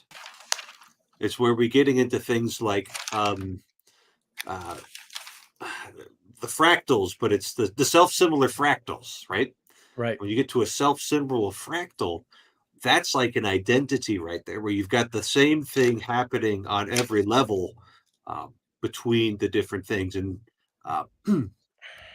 so we could use that analogy of proper proportion to talk about God, basically, because all effects are similar to their causes. Therefore, by looking at goodness in God's creation, we can know something about him, although Aquinas is very careful to say that both our ideas about, let's say, wisdom and the way that we predicate these things of God are not equal to him because of the insurmountable gap between the infinite and the finite. But still, it's still, I think that.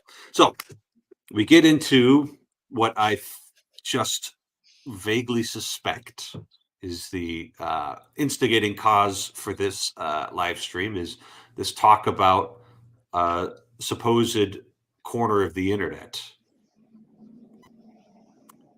There's an analogy of attribution right there, right? That these things have some quality by which we can relate, but they relate in different ways. So they're not doing the same thing.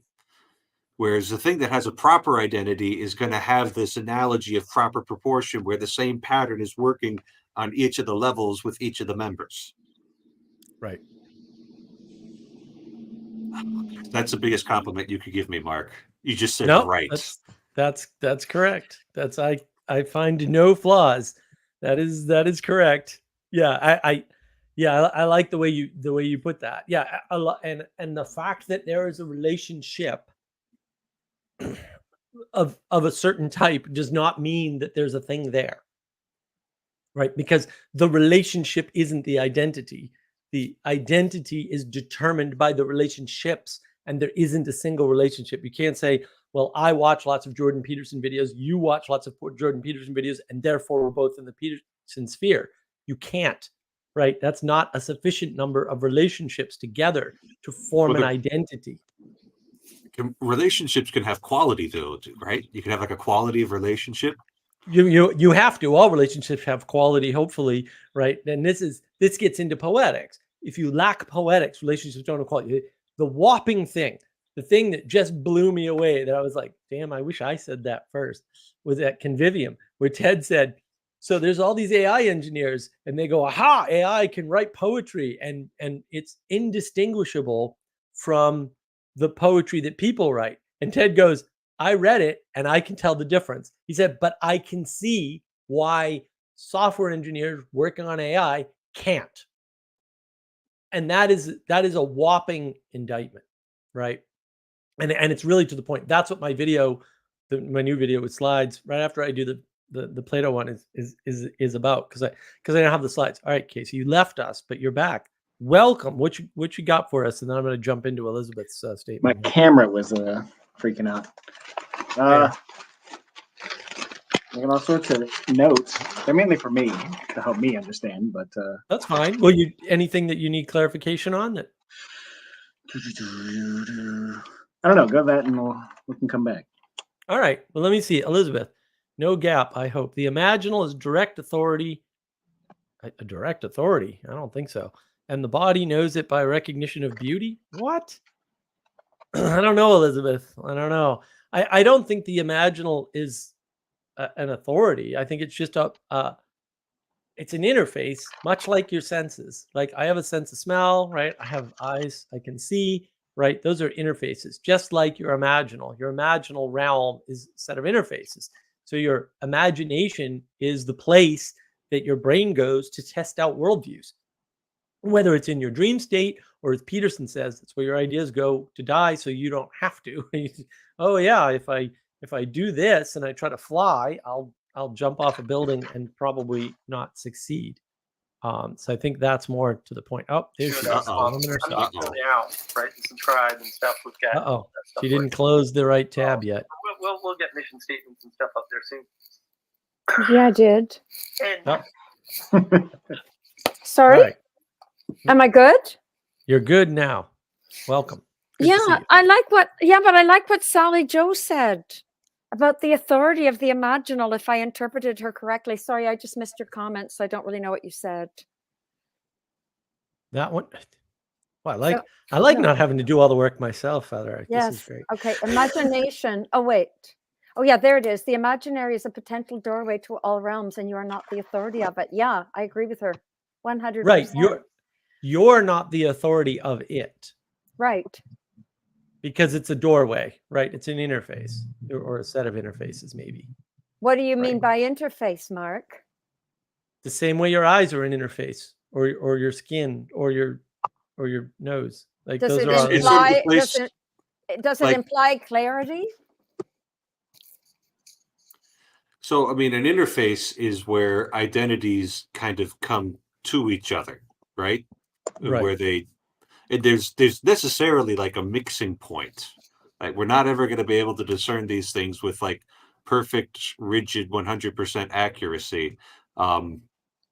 It's a matter of allowing there, because like you think of like the senses, at a certain point, the light photons activate the nerves, and but it's like, okay, where does the light that's not me and the impulse that is me begin? Why do you care so much? It's not that important. It's a bit of a fuzzy boundary, and it's not going to do this. And so this imaginary, and this is it's a cool idea. It's like your imagination is another place where your identity and the rest of the world have their interface between each other, Right. and yeah, and you're not the authority of it. right.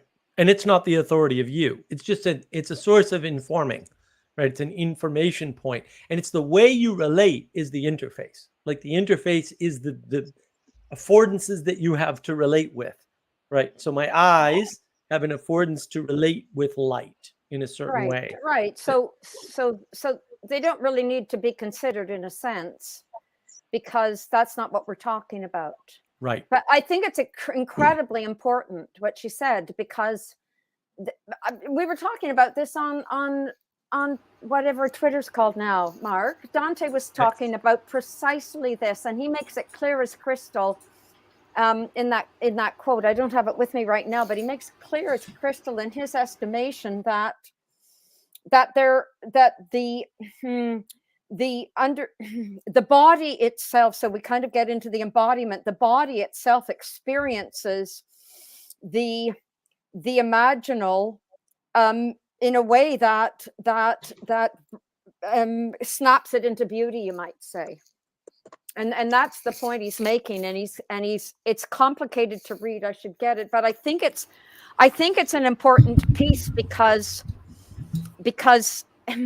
yeah, I understand that we don't want to like make it look like there's some cookie cutter image coming at us that has some rigidity to it. It has to have that beautiful creative coming into being, or whatever you want to call it. But there has to be, in my estimation, if you don't have, if your imaginal is not authority profoundly meant, you're in trouble. You're in nihilism. Well, I don't like the authority claim, Sally Joe. There was more in your head than what is yours, right? Because we are Muppets. She's right about that. What does she mean? I don't know what she means. There's more in your head. Like, that's the thing. Like, your head contains more possibilities. You have an unconscious, basically. That's what you're saying, right? And your unconscious moves you, it pulls you, it pushes you. It's not 100%, in charge, and you're not 100% in charge. No, I'm not talking about the unconscious at all. I'm talking about imaginal. I'm talking about the. Well, but that's affected by your unconscious. That's part of the problem. Like, they're inseparable in some sense, because you're unconscious. Oh no! How did you jump over there? No way. Anyway. Yeah. Well, yeah. I mean, things move you. Your desires, for example. I mean, you have imagination about your desires. Like, that's in your imaginal. Say that again, Mark. You have imaginations that's, about your desires, right? That's in your imaginal realm. Yeah, but that's the distinction I was making, that the Old Testament makes all the time. Vain imaginations. There's a difference between the imaginal and vain imagination, and it's really critically important. The vain imagination happens in the imaginal realm. What's critically important is the discernment, right? Because again, we can imagine a world where, like, it's in the song Imagine, right, where everyone just gets along, right? But that's not the world we're in, and it's not going to be. And that's really important that you know that, right? So you can talk about the Neoplatonic problem of the one and the many, and you can imagine that, and this is a quote out of a video that Strange Theology did, Pete, right? You can imagine that civilization or society or history is, human beings or humans as such searching for the unity and diversity. I mean, it's just wrong. Like, it's just wrong. Humans don't search for unity and diversity. It's more like humans seek out a unity and they'll get rid of diversity to do it. Right? I mean, that's more like how people act, right? I mean, that's where racism comes from, right? Is that we have that tendency, and that tendency is required. And I wanted to address this. I don't want to go too far down this rabbit hole. Mills. So we can or can't self-author. You can't self-author. That's crazy. That's complete crazy talk.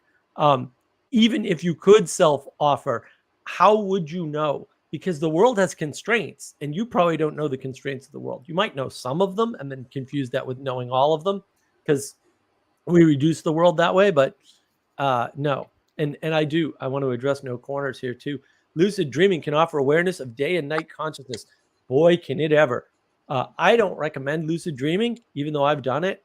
It can be interesting. Some people should do it for sure. Like, it's an interesting thing. But man, you know what, Father? I got to disagree with you. We're not creators. We're manifestors. creation happened once. That's an easier way to understand everything. There's one creator, there's one creation. Everything else is a manifestation using that creation, right? We're beholden to it and restricted by it. I think that's an easier way for people to understand the world. We'll take And it I under think Casey's consideration. right. Identity is given.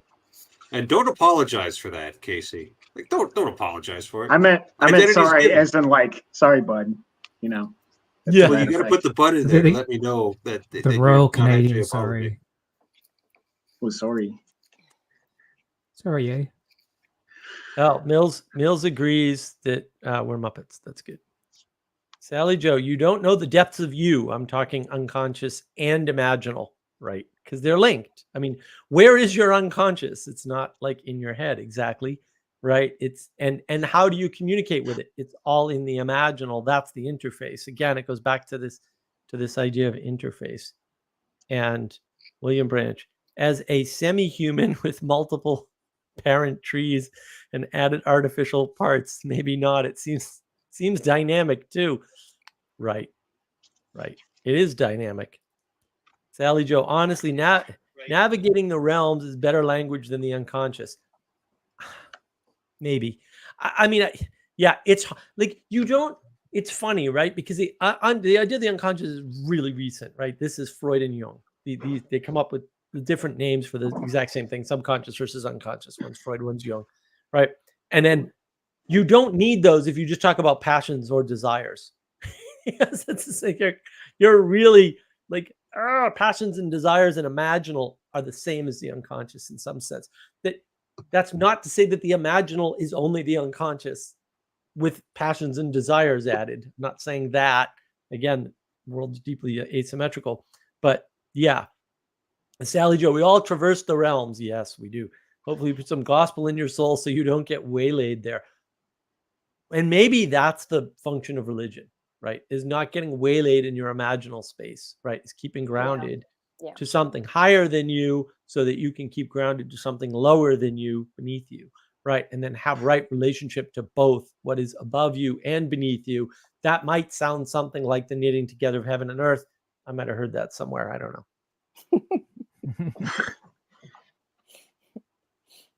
I'm going to go pick the bishop up from the airport.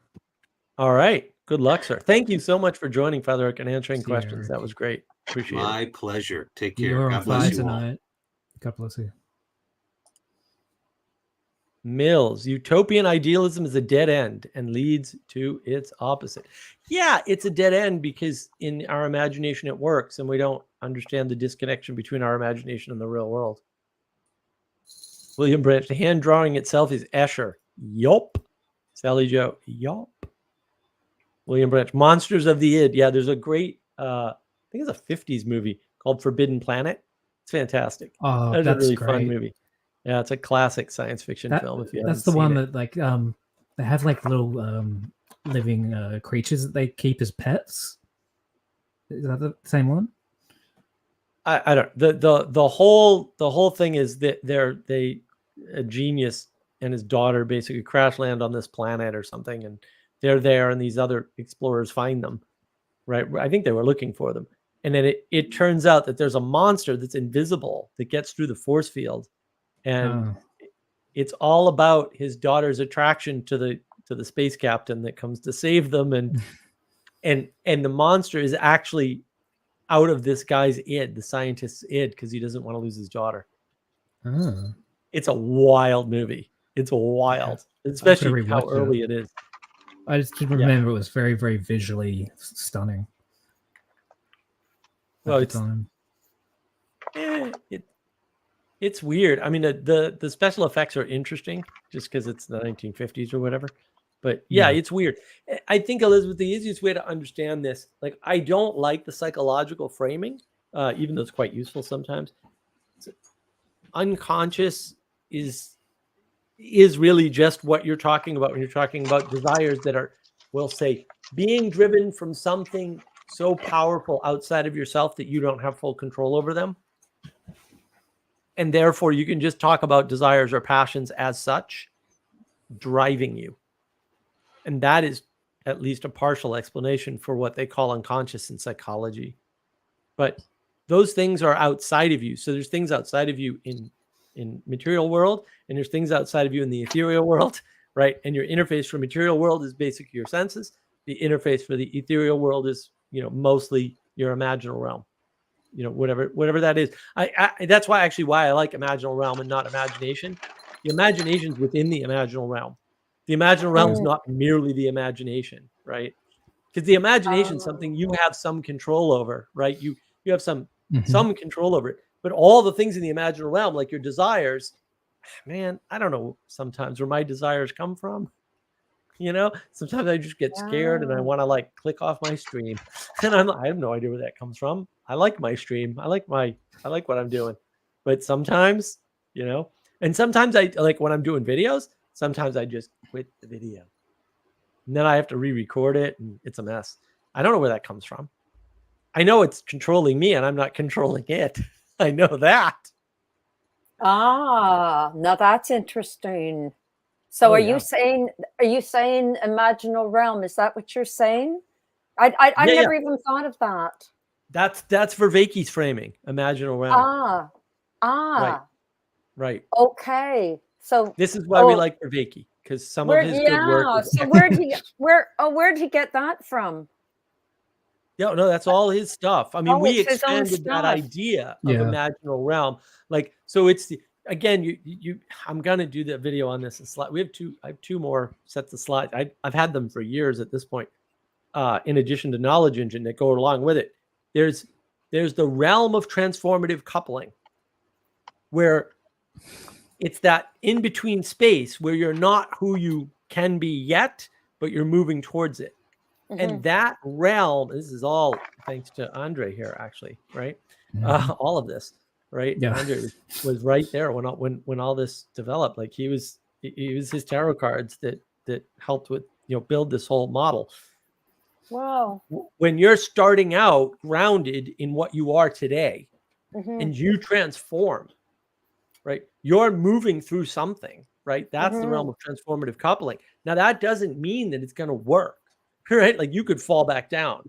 And if you think of memes, that's what memes do. They kind of go up into the realm of transformative coupling, but they don't cause a lasting effect because they're fleeting, and they don't work in the same way for everybody because different people have different relationships. You show me a meme from the American version of The Office. I've never seen most of those episodes. It doesn't actually convey the same thing to me. It can't, because I don't have the contextual reference. I didn't particularly like the American version. I didn't find it funny. I found it kind of base and banal and crass, and it's not refined. I like British humor. British humor I find to be more refined in general, and that's the problem, is that we don't recognize there's a realm of transformative coupling. That doesn't mean you'll transform. That doesn't mean your transformation will be good, right? Like it's not solving a problem. It's just helping you map a set of potential problems and understand the role of orientation and navigation in the world. Orientation and navigation are wrapped up in discernment. Right. The hard part about everything is discernment.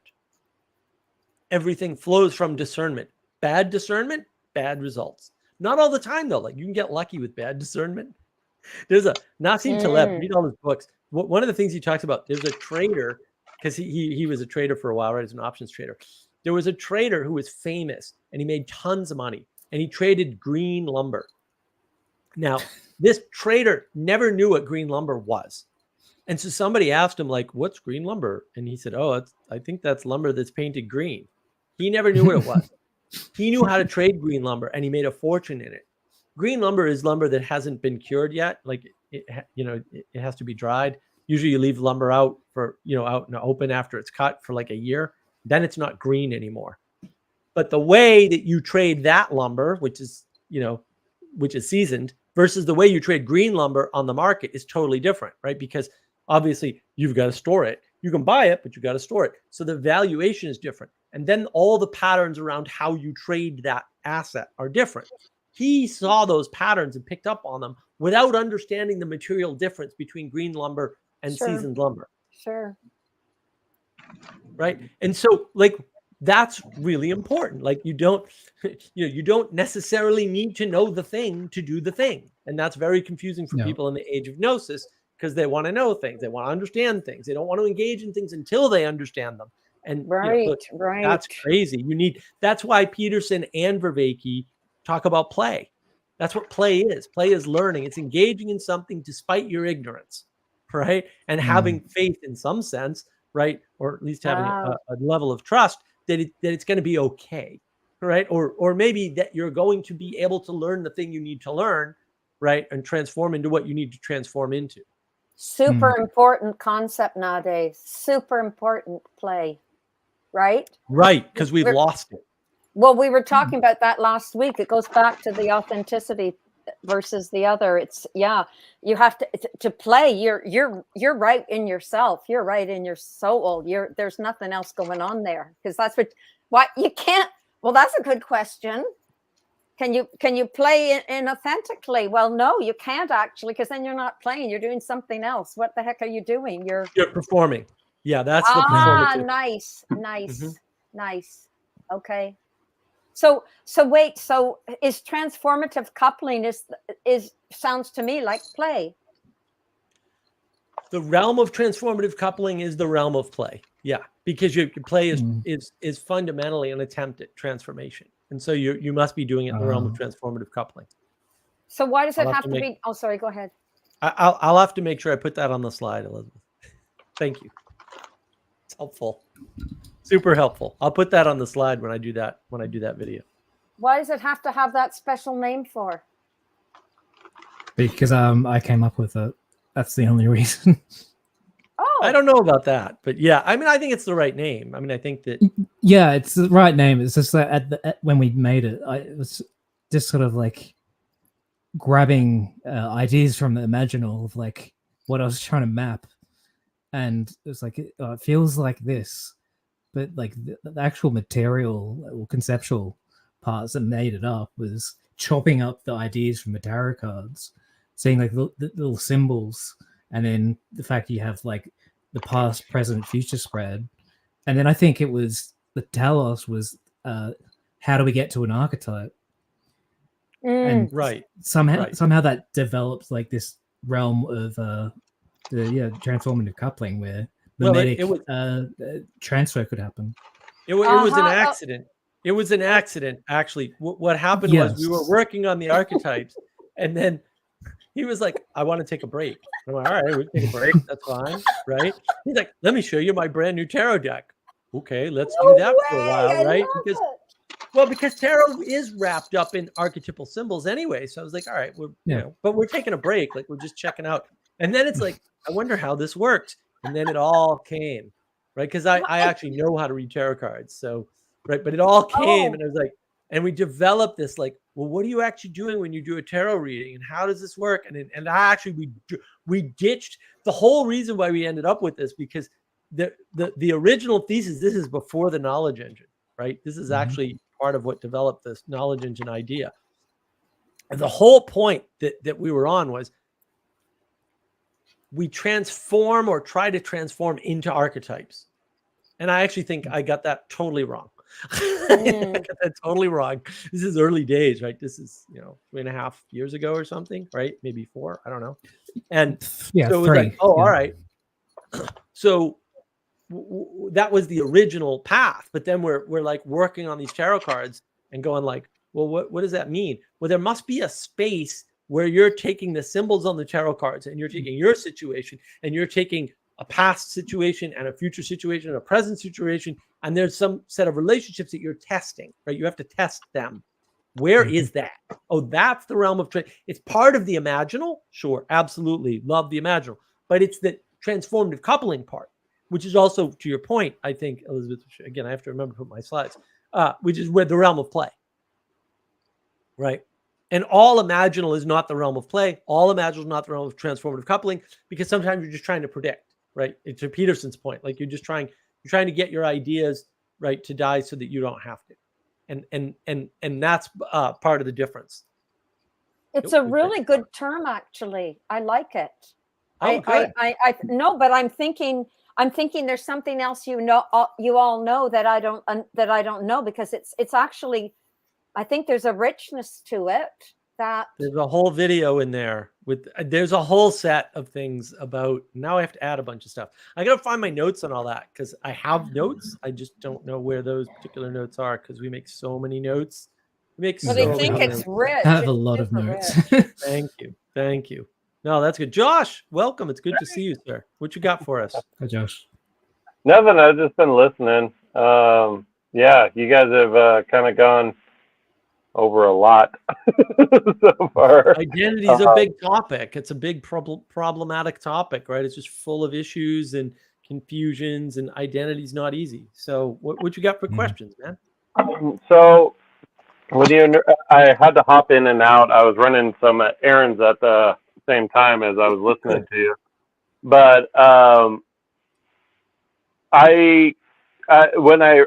so me and Father in the comments, I said, does the individual seek to be absorbed into a whole body? The reason I asked that is for some reason, while you were talking about the individual, I started thinking about the 3D conglomerate, which is the human being on a cellular level. So you take something like a virus. A virus can affect you unless it can find a place to fit, like on a blood cell, And so if it can find a place to fit, it can actually, conjoin, and then it can grow, and then it can do these things.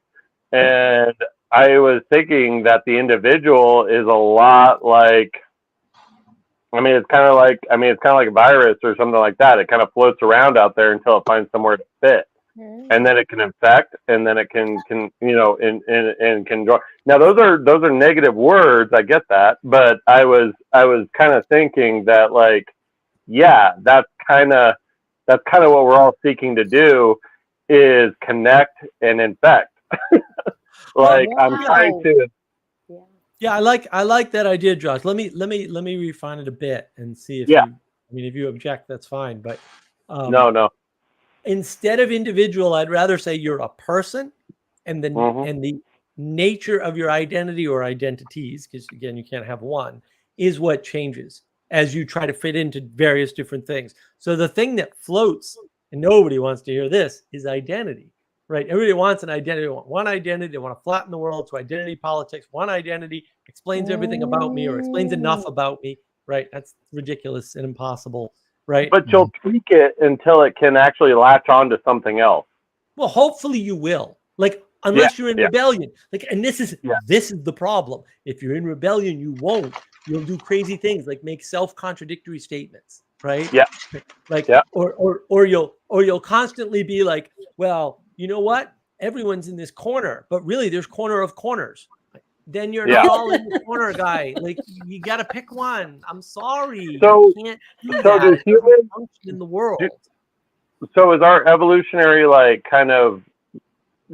our evolutionary path kind of like one of I used the term a virus before, but it's kind of like that's kind of what you're doing. You're kind of going around trying to see where you fit. And Yeah, so like a flu virus is just trying to survive. You can't really blame it for trying to do what it's biologically imperative is, And so, as individuals, seeds cast out into the wilderness, we're going to float around until we find a place that's habitable for our, for us to sprout. Yeah. And I don't think that's our nature, though. I don't think we're individual You don't seeds. think so? I don't think we were cast into it. No, I think we were born into an order, and we're given a way to be in order with the universe, and we can reject that, right? Yeah. And you could get crazy. You could dig down and say, well, Protestantism has that feature, whatever. Right? You could do that. Yeah. Right? But we can reject that. We can say, no. But I think there's a danger in saying things like we can't blame the virus. This is why the materialist frame is dangerous. Right? Because you get into this circumstance where your agency is removed and the agency in the world as such gets removed. Well, you can't blame the virus. It's programmed by evolution to infect you and change your identity, because when you're a sick person, you're totally different. Dude, totally different. you should see me in the hospital when I'm sick. You would not recognize me. It's amazing. My brain just automatically goes into make friends with everybody mode. Because if you don't make friends with those people, your life's in their hands, man. You got to make friends. And I joke with everybody. I'm sitting there in my head going, you stupid bleepity bleep. I mean, I swear a lot when I'm in pain. So I keep it all in my head when I'm in the hospital. Yeah. I'll be like, you stupid bleepity. And then I'm trying to find, when I'm talking to them, I'm trying to find something in common with them so that they'll relate to me, so that they'll pay better attention to me. Wow. It's Right. all automatic. My brain just does this. Put that in your book. What to do when you go to the hospital. Seriously. You got to have a little page, and Sally Joe can have a picture of you. Well, like that begs the question now, is relationship an evolutionary response to the fact that we're screwed without the rest of us? Like, you know what I mean? Like you're screwed without a doctor when you're sick. Yeah, I don't think that's, I mean, the danger there is that's a little materialistic, right? Well, like the only reason I say that is because of what Father said, and he said that the individual, basically, at least as far as I understood it, he was kind of saying that the individual doesn't actually exist except in its relationship to the whole, and so, or to the conglomerate, and so there would be no individual without the bigger picture, without the math. No. There is no individual at all ever. Yeah. Not there would be. Like, just individual never happened. It's just a bad way to think about the world.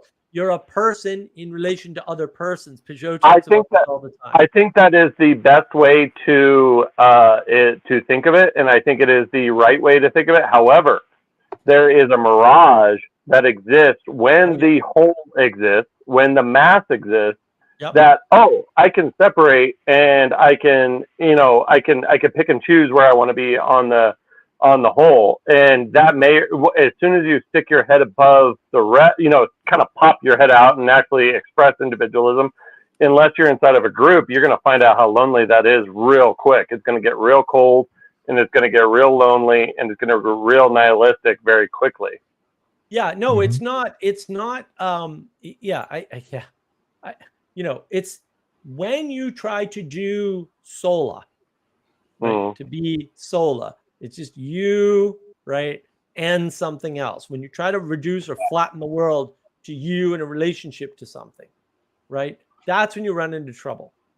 Like you actually run into trouble there. And it's the trouble that you described, I think, accurately. I think that's correct. And that's the problem, is that when you try to conceive of the world as you and then things, outside of you, that's already wrong. You've already fallen into materialism, and you're kind of like in trouble. Now, that doesn't mean you're instantly going to crumble or that you can't be a good person or any of that.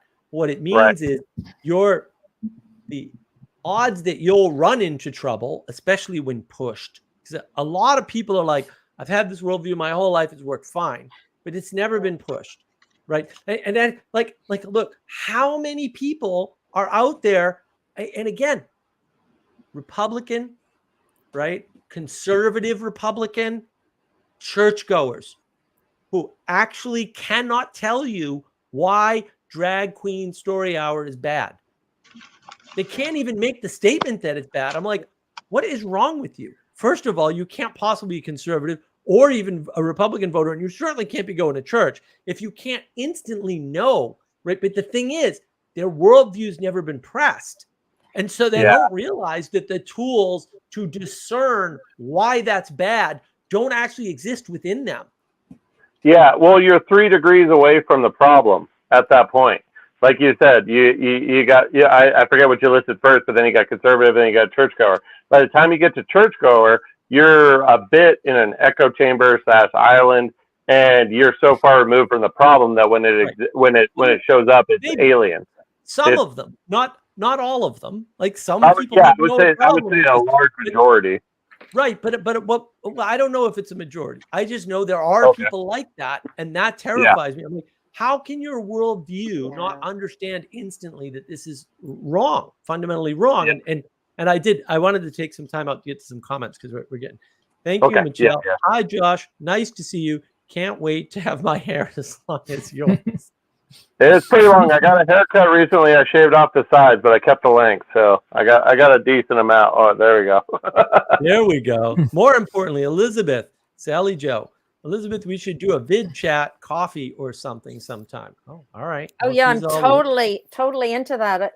Well, I let don't me know how to if do you- all that. How do we do all Well, that? let me know if you need help with that. We've got Zoom accounts and all that available to us. So, hello says colonize. Yeah, I don't know about the colonize thing. I mean, I don't like that talk That's so a much. progressive thing.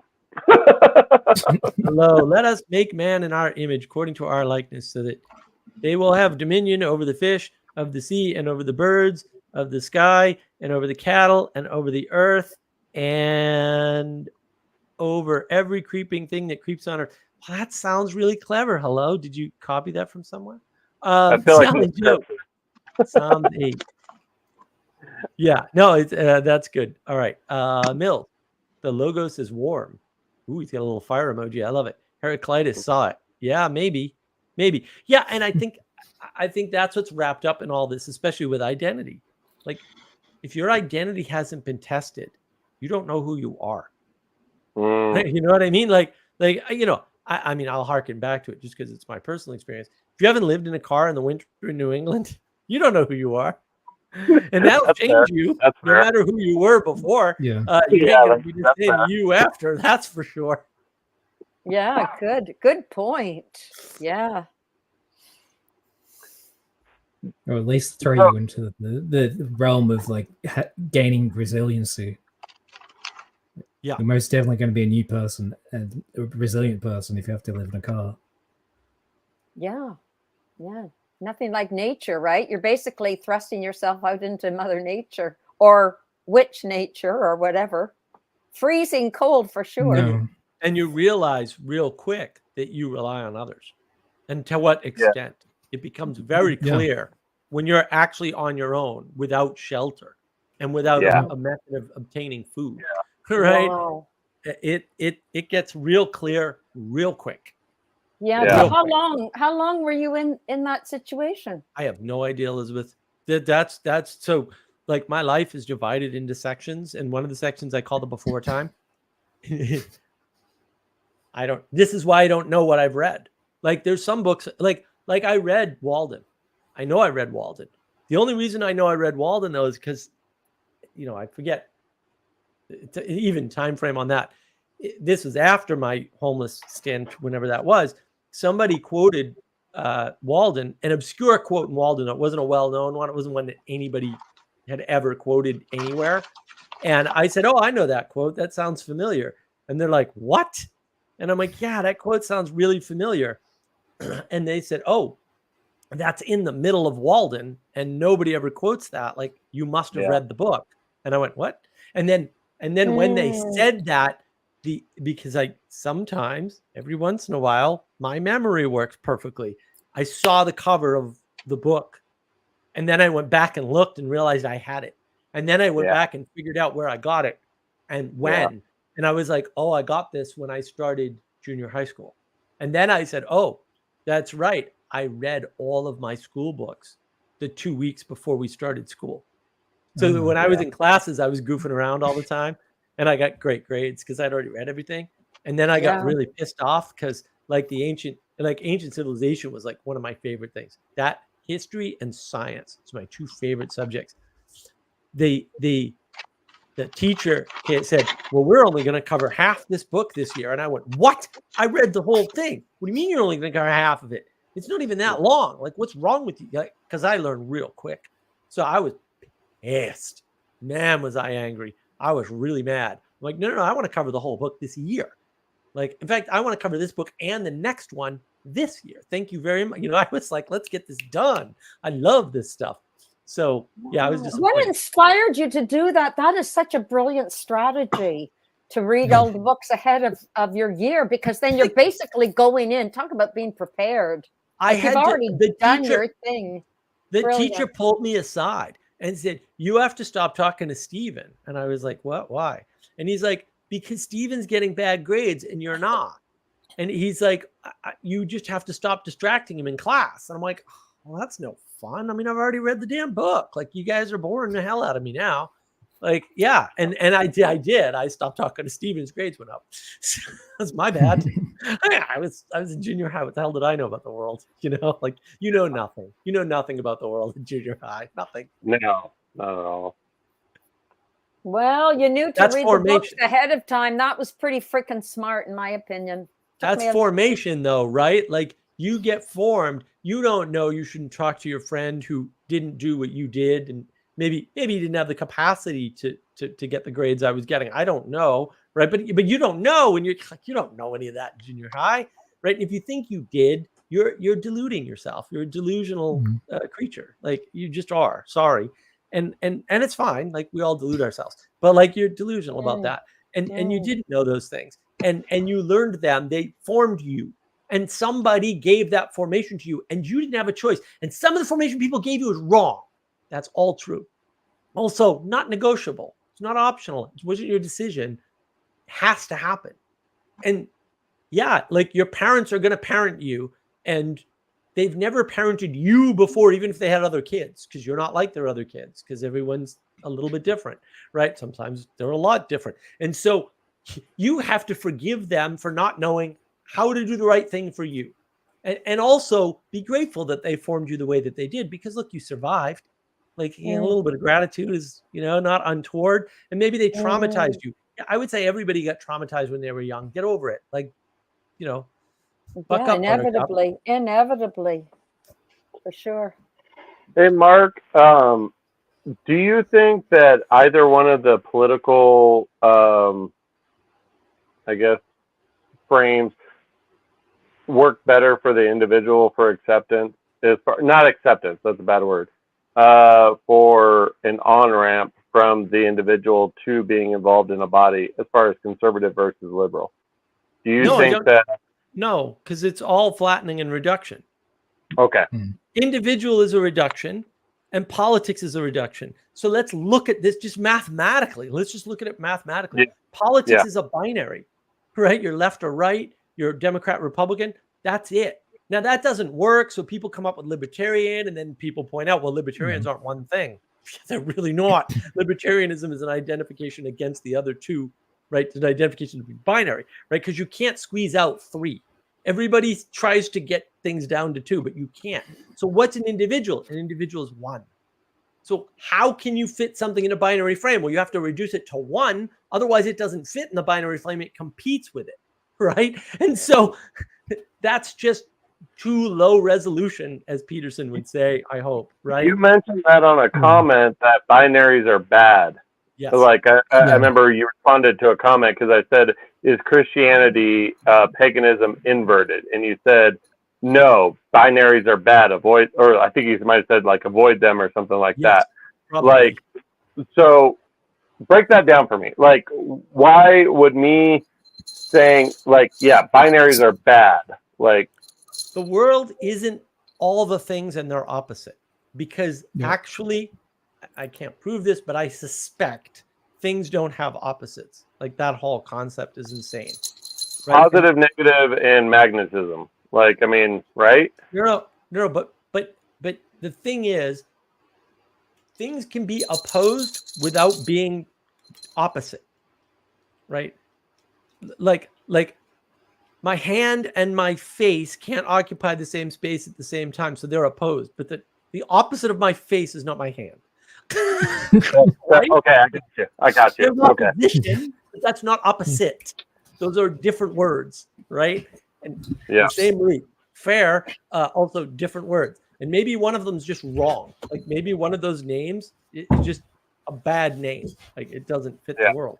And so we get confused because you do the Sam Harris moral math. You go, and Peterson doesn't push back on this. I know. Here's my public Peterson critique for you, right? Yeah. You can't say we know bad and we can just move away from that and get to good. That's absurd. That's impossible. I can prove mathematically that it's impossible. So I have no idea why anybody would say that. I'm like, you must not have thought about this at all. Like, you must have skipped the thinking part of making that statement, because it obviously cannot work that way. Yeah, And because you try to go towards something like utopia, which ends up bad. Like ends up really. it's not what you're trying to go towards. It's that you're thinking that there's only two states, good and bad. But actually, most of the things we do are neither good nor bad, but they have the potential to be either.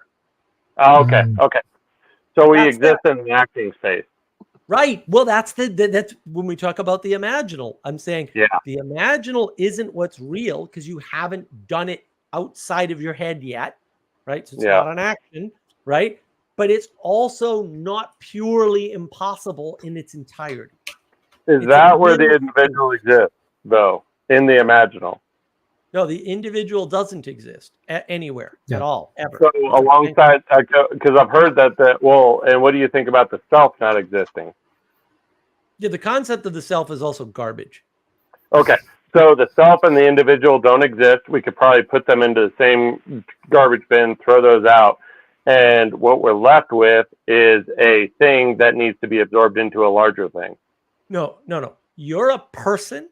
And the way you know you're a person is that persons are in relation to other persons. And so when Paul Vanderklay says we outsource our sanity, that's what he's talking about, whether he realizes it or not. It's irrelevant to me. That's what he's talking about.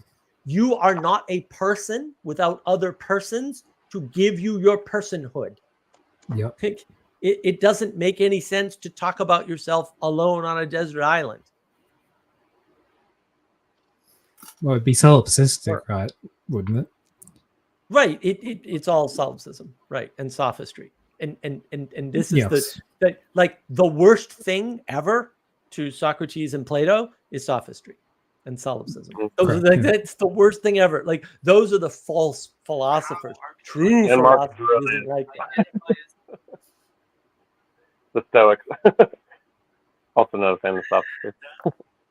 Well, I mean, Stoicism has a lot to recommend it. The problem is people nowadays don't understand Stoicism at all, and so they What is your summation of Stoicism?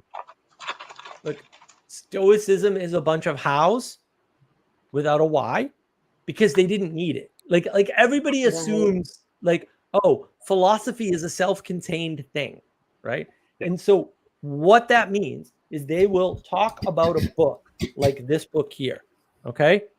And they will neglect to mention that within this text, right, within the Republic, it relies on the text itself doesn't function as an understandable piece of work without religion.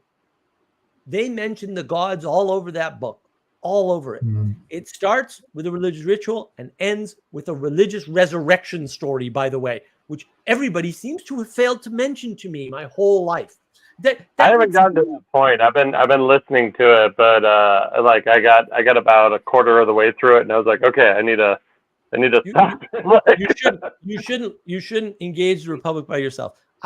The thing I feel the smartest and most genius about in my life right now is not having tried to read the Republic by myself. I'm like, you know what, Mark? You're a genius for making that decision that way, because I read it one piece at a time at the pace of the book club that we did, which is online, by the way, Texas Wisdom Community YouTube channel. So you can see me going through the Republic in real time. I read it minutes before the book club. Minutes. I did not read ahead at all. Well, it's really important, right? Because then you get all the perspective at the same time. So you're doing all the processing roughly at the same time. And that's really important. So the problem is when we look back at the ancient Greeks, we go, oh, Plato and those guys, they didn't have any religion. They had philosophy, and that's how they operated. And it just turns out that that's a lie. That's a way big lie. Now, I realize people don't realize they're lying or they're being whatever. I don't care. I'm a pragmatist. You lie, you lie. A lie's a lie. I don't care how it got there. I don't care if it's a blameless lie. I don't care if it's a lie, but I don't care the type of lie. I don't care. I just don't care. It's not information I have access to, and so it's not information I'm interested in, and I'm never going to care, right? So they're lying about that, probably to themselves, which is unfortunate, but like religion's all through that. It's the same with all of these mini philosophies like Epicureanism and Stoicism, etc. they were embedded in a religious context. So Yeah. given that you have a why, given that you have a religion, given that you're worshiping a god or gods or whatever you're doing, that you've got all those rituals and all that other stuff in place that we've thrown out in recent times and assumed the ancients didn't have, or some of them didn't have, which is garbage, just garbage idea. There's no place in the historical record, in the archaeological record, and in the texts where people weren't embedded in religion all over the place throughout time. Yeah, is atheism like when do you think that atheism became a worldview? When did that take place? Like, when does that come on the scene? Or the 1600s. I'd agree. I think it's Cudworth, right? Well, but I don't know about that guy, but yeah, I would say it's somewhere around there because I know. But Paul Van der Clay did a video about this. This is guy Cudworth. No one's ever heard of him. He has no writings. Okay. And he came up with vocabulary words for what we would call modern philosophy all over the place. No one's ever heard of the guy. And one of the words he came up with was theism. And theism, rough definition of theism is bearded man in the sky who controls things.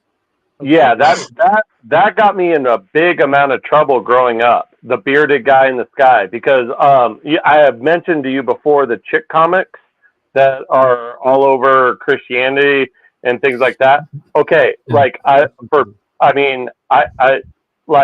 cannot tell you the amount of bad damage that did to my worldview to have that image in the back of a Christian comic, to where there was a big glowing figure on a big stone throne that's about, I would say, 100 to 1,000 times, somewhere in there, the size of a normal human.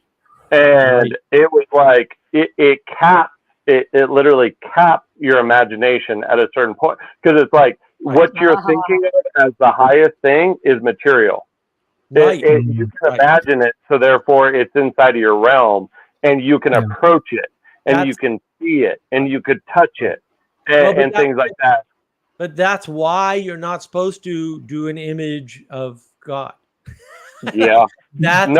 That's why that whole treaty exists, is that you're never supposed to represent the highest in any form ever, right? And the bottom line is, Josh, this theism idea, when the atheists are talking, they're speaking exactly correctly.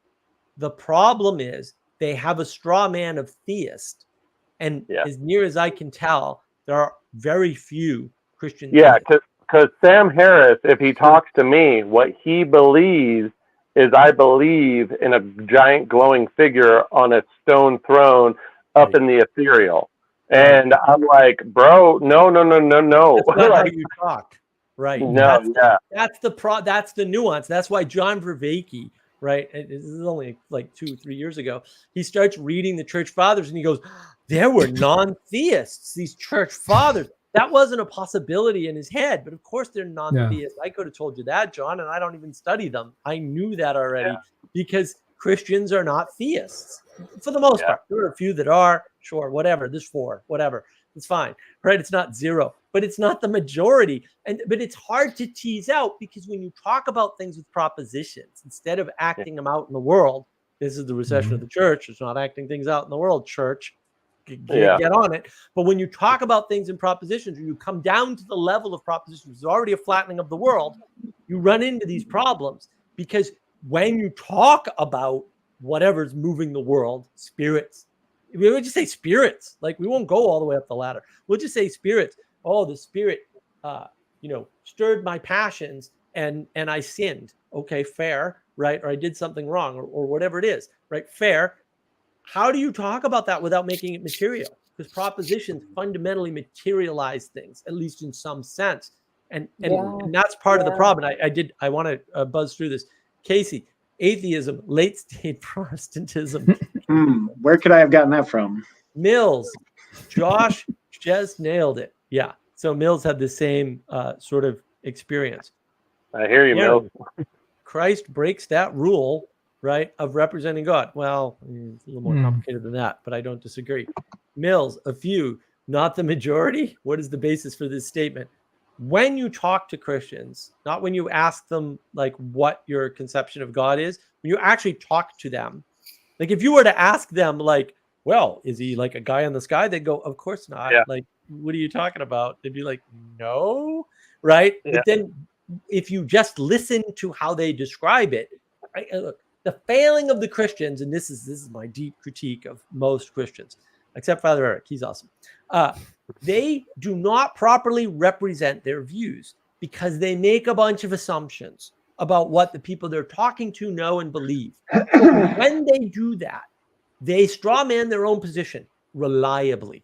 And that's why Sam Harris has the attitude that he has, because they reliably straw man their own position. You just listen to Bishop Barron, and I love Bishop Barron, but my goodness, dude, like you really needed a language upgrade. You need to stop assuming that these people have the same assumptions in mind. They don't have it's not that they don't have the words or the language, they have the concepts.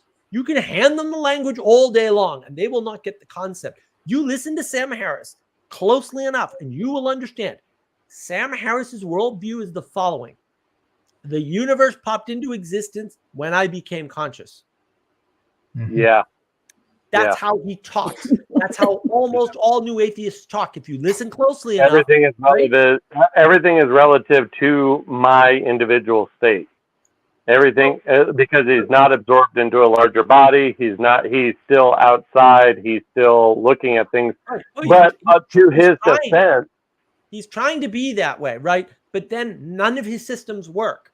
Right? Yeah. By his own admission, if you hear his last conversation with Peterson, he's sitting there saying, well, there's a moral landscape and there's peaks that maybe aliens that are higher than the peak we're on that maybe aliens have access to that we don't. It's like, really, dude? And then he starts talking about, well, maybe in order to find a higher peak, we have to go down the peak we're on. Okay, you've just recreated all of the problems that were already addressed, maybe not solved or maybe not solved to your satisfaction, already addressed by religion, except you've created new problems because now there's peaks that only aliens have access to. Yeah. And what are we going to do? Go down and try to ascend a peak we can't even see? Like, how is this solving a problem? It seems to be creating problems that don't need to exist. We already have a better system than the moral landscape for resolving this sort of thing. Well, and is this, okay, so the West has always been identified as an individualistic and a bit of an individualistic endeavor, that the individual can exist as long as it's subservient to a larger body. But there was an earlier system that was in place, the Eastern mindset, the Eastern worldview. Is that embedded in a body? Like, is that is Sam Harris simply suffering from the fact that he was not born in the East? No, because the East is embedded in a body. It's just that Sam Harris is a Western Buddhist and he doesn't understand the East at all. That's what I'm getting at, is that the Western Buddhist is like an oxymoron. It doesn't actually work because the entire Eastern framing, what's that? It's a phenomena that exists that's identifiable. But you're right. It's oxymoronic in that you can't implement what they're talking about because it can't make any sense. Yeah. Is it Alan Watts? Probably. Well, Thank you for bringing him up. I thought I was like the only one that listened to Watts. No, he's a nutbag. He totally misunderstands Eastern thought, and a lot of it is he was listening. Like, it's little details that aren't so little. He was listening to exiled Buddhists. People who were thrown out of their home country because they were heretics. So he's listening to Eastern heretics and formulating the Eastern thought from his engagement with Eastern heretics. Okay, fair, but do you think he represented it correctly if he was talking to the Eastern heretics? Because I don't know who these people, no offense to John Vervaeke, but I don't know who the hell he talks to. When I talk to people who were born in Asia or whose parents were born in Asia, and I start talking to them about, hey, in Buddhism, doesn't it say this? And they're like, look at me like I have 2 or perhaps 3 heads and go, no. And I'm like, well, does nobody talk to people from Asia when they're really? Well, if you're born with no legs, as far as I understand, you deserve that. Like, you know what I mean? Like, as far as I understand. Huh? No, you're right. That's all Western. They don't. That's not how they get at all, right? Yeah, no, and that's what I'm saying is like if we're, because it's dang near impossible for me, born in the West, because I got into this whole, I mean, Ravi Zacharias was, I mean, I understand that his life did not end well. He was accused of multiple sex scandals and things like that. But he wrote a book called Seeing Jesus from the West, or Seeing Christianity, Seeing Jesus from the East, or something like that. It was very close to that title. And that was the first one that kind of brought me around to like, because he kept on mentioning in a lot of his lectures and that Eastern thinking. And then when he wrote that book, I was like, oh, this is what he's talking about. Because he started getting into a shame versus guilt culture, or maybe it was shame versus guilt culture, and like basically the way that you deal with bad, like the way that we deal with like how is what you do bad represented in your culture, and then through that kind of segued into a worldview, and it was like, oh, we're not talking about the same thing.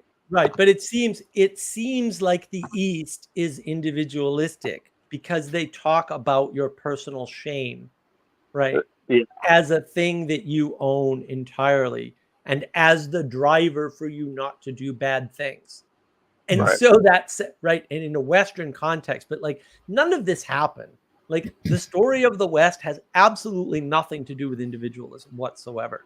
Like the individualism is this whole cloth made up, pasted on concept, you know, and this is like the misunderstanding of the Enlightenment thinkers, you know, or the misunderstanding of the founding of the United States. The founders were unbelievably clear. You can read the papers. This experiment, so they thought the government they were building was an experiment, does not work without God.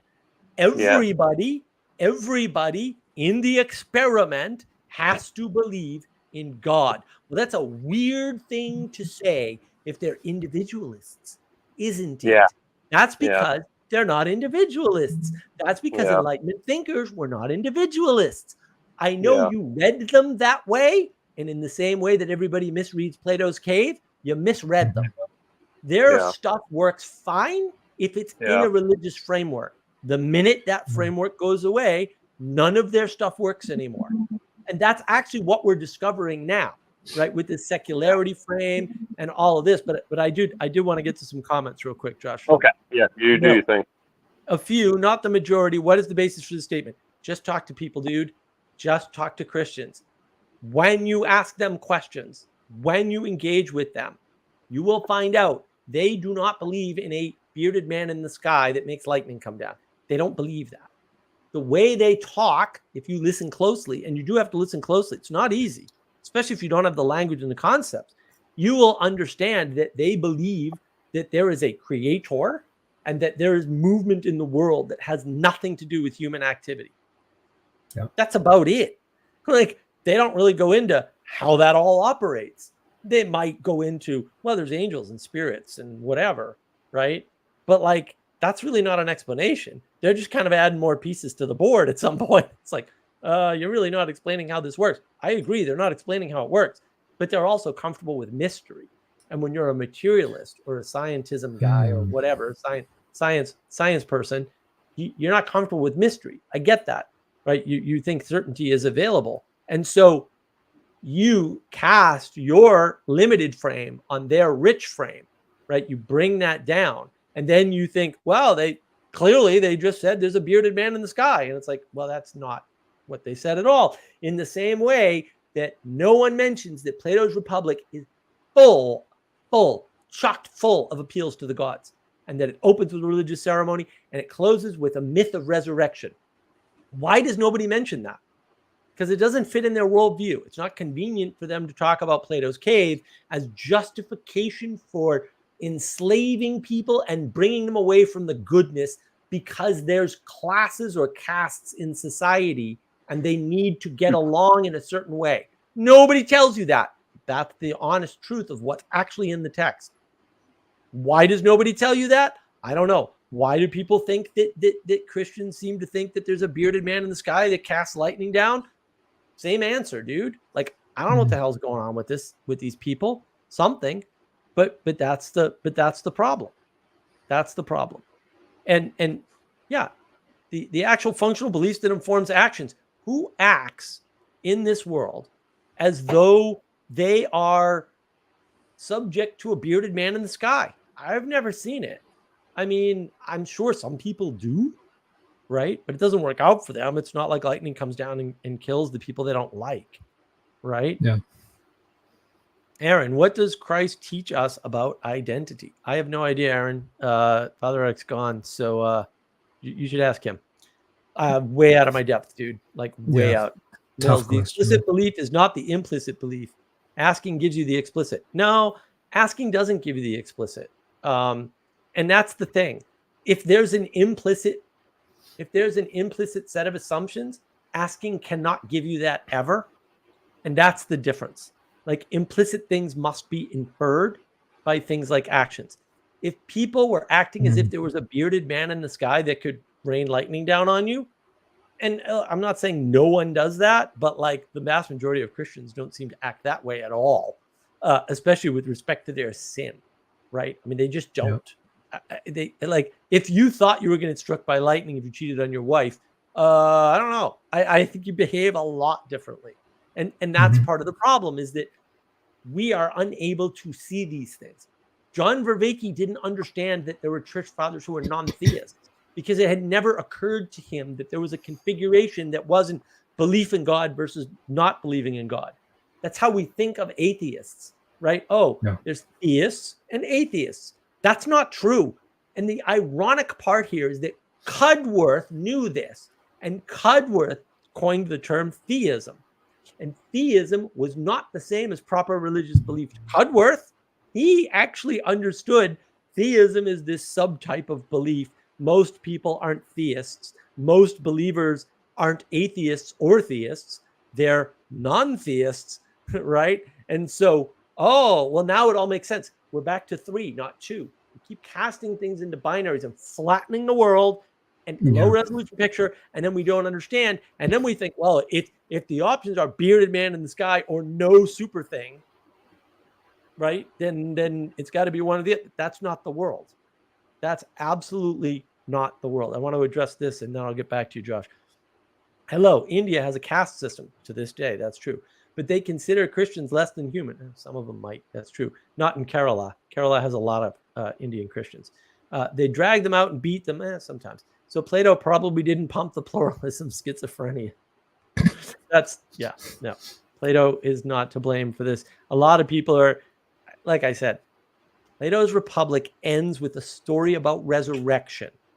That should tell you a bunch about Plato and his beliefs and how close he was to Christianity already, since he made up a myth at the end of the book, trying to supplant or improve upon Homer. And that myth is explicitly a myth of resurrection. That should tell you something.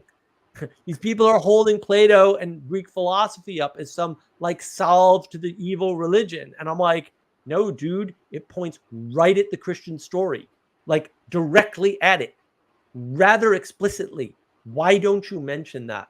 Anyway, go ahead, Josh. I'm off my soapbox.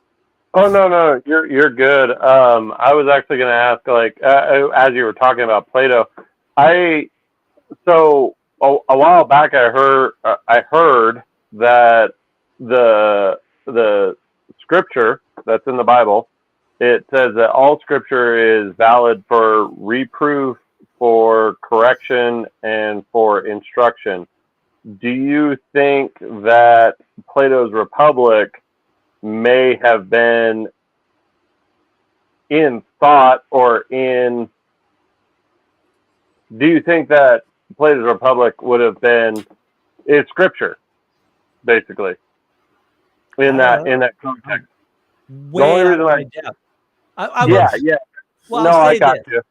I'll say this. When I talked to Karen Wong about this on her channel, The Meaning Code, a while back. Great channel, by the way, if you haven't seen The Meaning Code. I'm on there a few times. Good talk with Karen Wong. We were talking about Plato And I said, I think I asked her, like, how do you conceive of these things? And she said, oh, well, Plato is just a Christian before Christ, and that's how we see it. I'm like, oh, fair enough. Okay, you just included him in the past. That's fine. Well, because they have a flat view of time in terms of eschatology, right? And so all things were known, right? Blah, whatever. And so what that means is that things unfolded in that order, but actually, the fact never changed, right? Like the fact of Christendom and creation obviously never changed. Our understanding of it, or our readiness to understand it changed over time. And this is exactly the trick John Vervaeke plays. He says, oh, we just need to go back to Neoplatonism, which is odd because he keeps saying we can't go back and then points at Neoplatonism all the time, right? And birth a new religion, a religion that's not a religion, that isn't Christianity. Oh, but it has all the same roots as Christianity, but it's not going to be Christianity. And it's like, really, John? That's your proposal, effectively. I mean, we wouldn't frame it that way, but that's effectively his proposal. I don't agree with any of that. I think all of that is a little cray-cray. Gotcha. Yeah, John Vervaeke is still think he's an undercover Christian in a way. Like from the time we spent on that Discord, like he says he was traumatized by religion, and he wants to make the religion that isn't a religion, but it has all the roots of Christianity, and he's constantly referencing and sort of taking ideas from Christianity. Right. I think he has an issue with identifying as being a Christian. Right.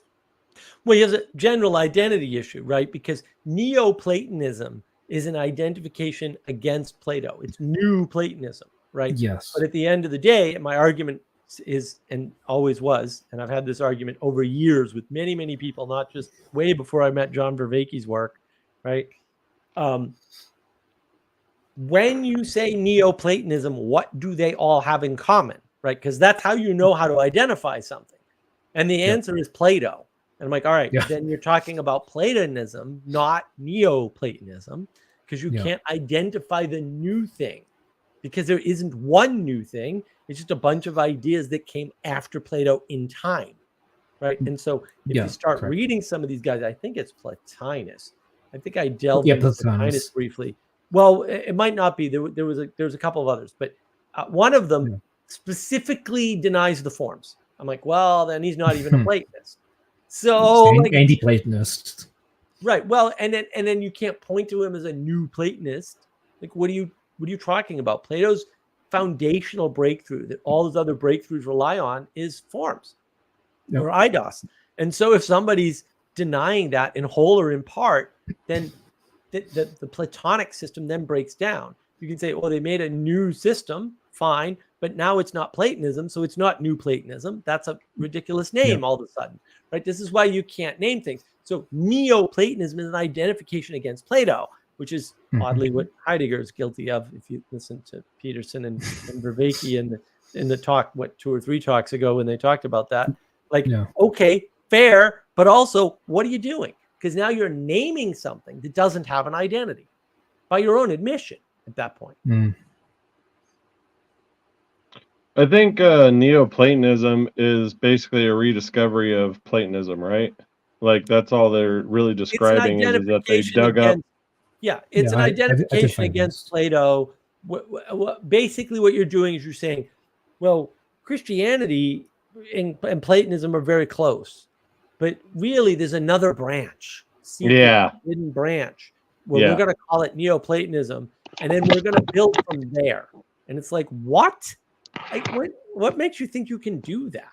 Like, why are you trying to do that? What makes you think you can get away with that move? Like, because I've asked people, like, what's Neoplatonism? And you don't get any set of consistent answers. And I've looked it up on YouTube, and it's very obscure. Like it doesn't. I talked to philosophers at Harvard and Boston University and other schools in Boston about this. Like, no two of them could give me anything that resembled a similar answer beyond Plato, which means it's an identification against. which means it's not an identification. It's just a rebellion. And look, Ah. maybe sometimes you need rebellion, but like it's just a rebellion. It's a rebellion against what Platonism became. I talked to Dr. Lantern Jack about this at one point too. Speaking of silly names you chose when you were young, I've talked to him about that. That is what happened. Much like with Father Big Mac there. These things happen. I said, John Vervaeke talks about Neoplatonism. He says, well, that's silly because Christianity basically took it over. Why are you talking about it? I'm like, yeah, that's a good point. I didn't even think of it. There's a simpler case than the one I made. Like, yeah, Christianity crushed it, and it's crushed it so thoroughly we don't know anything about it. Fair. Okay. Now what? Why are you talking about a failure? And then you claim evolution. All right. Well, that evolutionary branch died off, kid. Move on, buddy. You're the one that believes in evolution, not me. I'm not in that camp. I mean, I believe evolution is true, right? And it's a real observation of the world. But like, I'm not hanging my hat on that garbage. That which survives is good, and that which doesn't isn't. Like what? That's an observational standpoint, and it's taken at a snapshot. Like, we're going to look at this set of evidence, take a snapshot and make an assertion out of that snapshot and say that this is how it works. And no, you can't do that. There's a whole lot of other things that need to be factored into that. Right. You're going to explain a bunch of things, and it does. Yeah. And that's great, but it doesn't explain the most important questions. And that's the problem, right? That's where we sort of get caught up. Sally Joe, seasonal nature of how your identity should be changing over time. Yeah, well, your identity changes over time. That's a good point. We don't talk about seasons enough. I know Sally Joe would if she could. Seasons are important because it helps us relate to change as such. Right. Not just. Do you mean like in scripture when it says, when I was a child, I thought as a child, and I'm a man, I think as a man, and I put childish things away? You're quoting scripture to me. I don't know any of that stuff. Oh, come on. You gotta read some Bible. No, seasonality in general. The idea that the way you are in the spring and the way you are in the fall and the way you are in the summer and the way you are in the winter is different. Yeah. Even if you don't have seasons as such, like there's a contrast and a change of identity there that helps you set the boundaries of yourself. Like, oh, maybe I know how much cold I can survive for how long, right? Or how much I'm comfortable with. And the same with hot, because I interface with the seasons. Oh, that's good to know. That those constraints that are outside of yourself help you to find your boundaries, which helps you to identify yourself. And then maybe that pattern, because the universe seems to be self-similar fractal patterns, right? Maybe that pattern helps you understand the pattern that you were quoting from scripture, right? Which helps you understand the pattern of something like evolution, which is scaled up, right? You just keep scaling up. When you scale up, it's not the same. There's small changes. It's self-similar fractal. It's not the same fractal. It's not the same at every layer, right? You can't, and Jordan Peterson talks about this. Oh, I should put that in my doc. Somebody remind me, I'll put this in my doc later. Jordan Peterson talks about this, right? You can't treat your family the way you treat your company. You can't treat those things, right? Like you can't treat your spouse the way you treat your family, right? And that's where communism works at the family scale, or seems to. Maybe that makes sense, but it doesn't work when you scale it up to community or to state or to nation. Right? It's self-similar. It's not the same. You can't apply the exact same rules in the exact same way at a different scale, even though the similarities are there. History rhymes. It doesn't repeat necessarily, but it rhymes. It's the same concept, right? It's the same concept. Sally Joe, you are a child. You are an adolescent. You are a parent. If you dare. I like that, Sally. I like that. That's good. You are a juvenile. Then you take on responsibility when others depend on you. You grow as others grow. Right. And they encourage you to grow. And if they don't do that, if they say, you know what, this child's, a budding individual, I'm just going to leave them on their own. Well, that's the Rousseauian, pure nature, leave the baby in the woods. And you can say, wow, they don't leave the baby in the woods. Oh, that's a nice small improvement over Rousseau's idiocy. Thanks a lot. they abandon the teenagers and never challenge them and stress them. And then when they get in the real world, somebody says a mean word to them and they go into the streets and scream at the sky.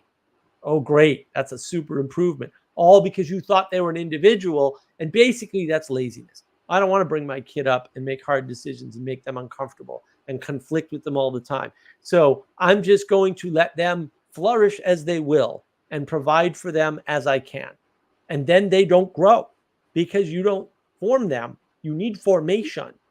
Yeah. Right? That's what makes identity. And then it's like, well, am I a boy or am I a girl? I don't have identity because I didn't get formed. I didn't have formation. And so I don't know what boundaries are or how to apply them. And then other people are applying boundaries to me and I don't know what the hell's going on. And why should they do that? I haven't had boundaries applied to me before. It all makes sense to me. It's horrific, but it makes sense. Yeah. No, and I mean, if you make a tomato plant and a weed before they bear fruit are somewhat indistinguishable, meaning they're about the same height. They're both green. They both have leaves. They both, they look very, very, very like a thistle and a tomato plant. Like they both have even the little like fuzzy hairs. They look very, very, very similar. Are you and saying so like to try to differentiate yourself from that? Yeah, I see exactly what you're saying. That like there's no boundary. There's no this is them. This is me. Right, but you know them by their fruits, right? So yeah. Oh, it's the outcome. It's the manifestation. But the outcome, the fruit, is only realized after the fact. You know what I mean? And so that's the rub. That's right. And what's the problem? The problem is we're trying to identify people before we have a relationship with them. Damn. That's a rough one because I mean Gosh, how do you vote? Did you vote for Trump? Are you a MAGA person or did you vote for Biden? Right. Well, now I know everything I need to know about you. Now I can talk to you. Yeah. What? I mean, that's what people are doing. You're doing it all over the place. Oh, you listen to Daily Wire. Oh, Peterson moved to Daily Wire. I know what's going through his head now, don't I? Oh, yeah, I absolutely do. Are you high? Like, what are you on? Stop smoking that stuff, man. That's bad for you. Where did you get that idea that you knew what was going through his head for Daily Wire? You don't even know what his deal with Daily Wire is. Yeah. You don't even know what he agreed to or what they agreed to. Like maybe he didn't take any money from them at all. And he just wanted better video production. I mean, that's not the case, but maybe, I don't know. I didn't read the freaking contract. Did you? I have no idea what was going through his head. Maybe he just wanted better video production. He didn't want the hassle of doing his own video work.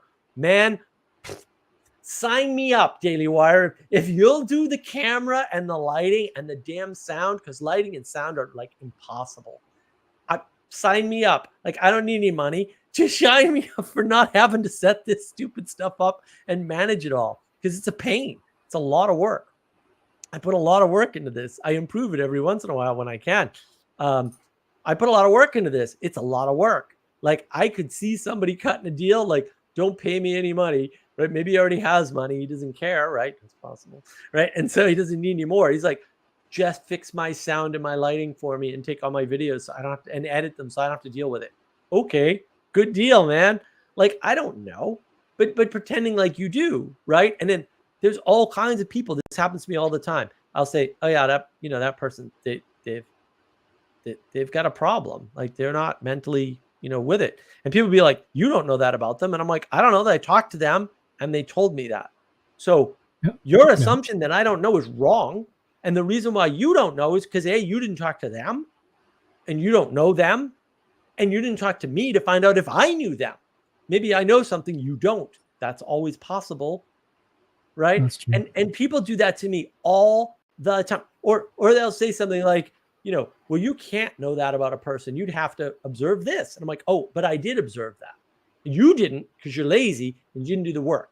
Right? You didn't watch their videos or you didn't engage with them. You didn't have a conversation with them. You didn't ask the right questions, right? You just assumed they were good and that any negative thing about them was me being bad.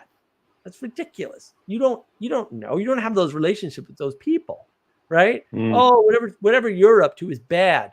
How do you know? You've never engaged with it. And people do that all the time. and they assume they know because they make a lot of assumptions. They assume they know because they know how you vote, or they know you listen to Daily Wire, or they know you're bad and therefore they know you're MAGA, or whatever nonsense they come up with.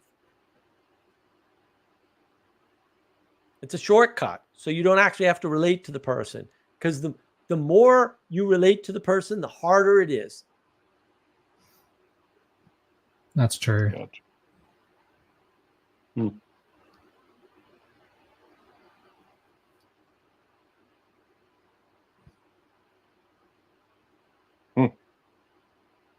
What do you think, Josh? I think it's 3 hours. I think I'm gonna shut things down. So closing statements, Josh. What do you got for me? Well, where I started out was with the individual, and I still got that image in my head of the virus, wanting to connect, wanting to land upon, wanting to connect, to infect, Mhm. Yeah. and I mean, a lot of what you said kind of confirmed that it's. So let me just recapitulate this so that I understand. So you're saying when you try to become an individual, you actually become a virus. Okay. Yeah, I can get on board with that. Your attempt to become an individual makes you parasite because you're not relating correctly to the world. You're not trying to be a person connected to other persons. And that is cheapening and flattening the world. And that makes you purely viral or parasitic upon the world. And so you can't help but destroy everything you kind of touch. And you can't help but touch something unless you're living in a cave in the woods or something. So you're muted, Josh. Muted. You muted yourself. Sorry. Yeah, you're gonna find somewhere to fit. You're gonna find somewhere to. You're gonna find somewhere to latch on. And if you're not in the right mode, you're gonna infect. You're not gonna be any help. You're gonna be a detriment. And no, that clarifies it for me. I like this frame actually. I'm gonna steal it. It wasn't. I mean, it was something that it was just an image that was coming to my head when you said the individual, and then you were talking about the whole. It was like, okay, well, what's he talking about? He's talking about like this outlier, this separate thing, and then, but that separate thing has a place. The individual, it can find a place. It can find a place to latch on, but it won't be healthy. It has. It won't. Yeah. It has to find a place. Yeah. No, that's great. I really like that. That's super helpful framing. Yeah, I'm definitely going to steal that and pretend it's mine for sure. Excellent. Thank you, Josh. Thank you. How does the individual change the mode to get the healthy place? Yeah. Well, you recognize that you can't be an individual and you're a person who's connected to other person. Well, yes. Sorry, that does make sense. Like, how does one start like acting in their own personhood instead? Well, you just have to. I don't think you can because you don't know how. That's why you need to embrace play, and the fact that you don't know everything, right? And the fact that you don't have to. Like, you can do things without knowing, right? And so that means you can take an action before you're ready, right? Because you have to learn. Like, you have to stumble and make mistakes and have errors in order to learn, right? You have to, but you also have to be in play mode, which means, oh, I know I'm doing this badly, and I'm going to listen and watch for feedback. Maybe it's not direct, right? Maybe it's just people. A lot of times, people will manipulate other people with silence, right? That's a big observation. Like, a lot of people don't know this, but one of the most powerful weapons in your arsenal when negotiating is silence. You do not, like, when you're negotiating for something, you have you don't need to respond. You like that's a conversational tactic. We're not in conversational mode. We're in negotiating mode. I want something out of you. You want something out of me. So therefore, like, we're not in conversational mode anymore. We're in negotiating mode. And so, like, if I stay quiet, that's going to make you nervous, and it's going to make you want to offer something. And it may result in me getting a better price on the truck or something like that. You know what I mean? And that's okay. But like what we're talking about as far as needing to be absorbed onto a larger body, like for me coming into Catholicism, I dropped everything. I dropped all of my Protestantism. I did not argue in RCIA. I accepted everything. And then like I found like Scott Hahn, who is a YouTube personality, also a very learned man, and he came out of Protestantism, and that's who I took my, like, okay, well, what do I do with Mary? I was never taught about Mary. I was always told she was just a woman in the story. She's just a woman. She is not to be prayed to or anything like that. And then I listened to Scott Hahn's YouTube, lecture, I guess you could say, on Mary, and I was like, oh, she represents the Ark of the Covenant. Now, if I had brought that up in RCIA, it most likely would have like deterred the conversation. It would have not landed necessarily as well. But like I dropped back into student mode, and so my mode, I guess you could say you're a cell, or you're a molecule, and your attitude, your points of attachment are dictated by your attitude. And so if you're not in the right attitude, you will not adhere to the right part of the body. Right. And so like you need to be ready to be in student mode. If come in with humbleness, come in with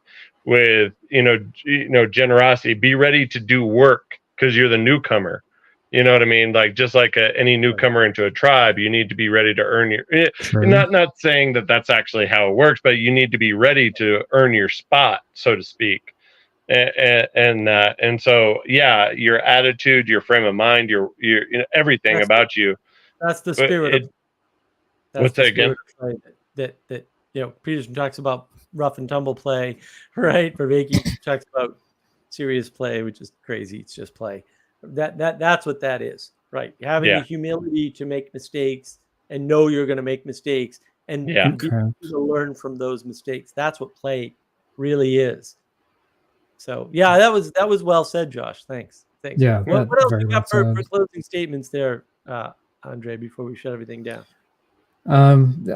Josh made very good points. Like recently I found myself in a frame of humility, a willingness to make mistakes and accept that I made them, and I can't erase them, but I can process through them and move on from them, and that, as he says, to change your mode, you have to be ready to learn. I'm a bit unsure on like the silence being manipulation statement, but how is that relating to that you need to be more engaging, Josh, or? No, it just means that like it is a state of, it's an option. It's an option, like meaning depending on what you're doing, like there's certain modes of engagement that we can be in that we don't necessarily, there's certain, you might feel a pressure to speak, but that pressure is solely internal. Like that's not something that's actually on the actual situation, such as, like I said, if I come up to you and you're offering a truck for say $1,500, and I say, would you take $1,200? And then I just keep my face like that, and you're gonna feel a certain level of need to advance the conversation. And so you're gonna now, depending on your personality, you may try to assuage me and offer, well, I can't do 12, but I could do 13. I gained a $200 advantage, and so you see what I'm saying? And that's not me manipulating you. That was simply me stating something and withholding my expression. I'm not gonna try to assuage you by saying, well, would you please would you just take the and that Right, but that's that third state, right? Because you can go in and try to agree, you can go in and try to oppose, or you can disengage. There's always a third option, and it's that disengagement through silence, right? Silence is a powerful manipulator of conversation because it gives you that third option where, now there's a space for people to change the topic. Now there's a space for people to consider, right? You thinking mode. I mean, Peterson makes a lot of hay out of talking is thinking, and that's true. But you shouldn't be thinking all the time. You need time for reflection, contemplation, and rumination. Maybe I'll do a stream on that. Leave a comment. I'll do a stream on contemplation, reflection, and rumination if need be. New concepts for me, by the way. Right, but that's what silence gives you. Right, silence is and it's not wrong. It's in my opinion, that's not a wrong thing to, meaning that in between humans, like there's a way that I can communicate without speaking, and it is not wrong for me to in certain situations to try to I guess you could say to turn conversation by silence. You know what I mean? And I'm not giving you a disapproval look. I'm not saying, well, I can't really do that. You know what I mean? I'm not really trying to, manipulate you. I'm simply stating where I'm at, and I'm asking you where you're at, and I may come to you or you may come to me. You know what I mean?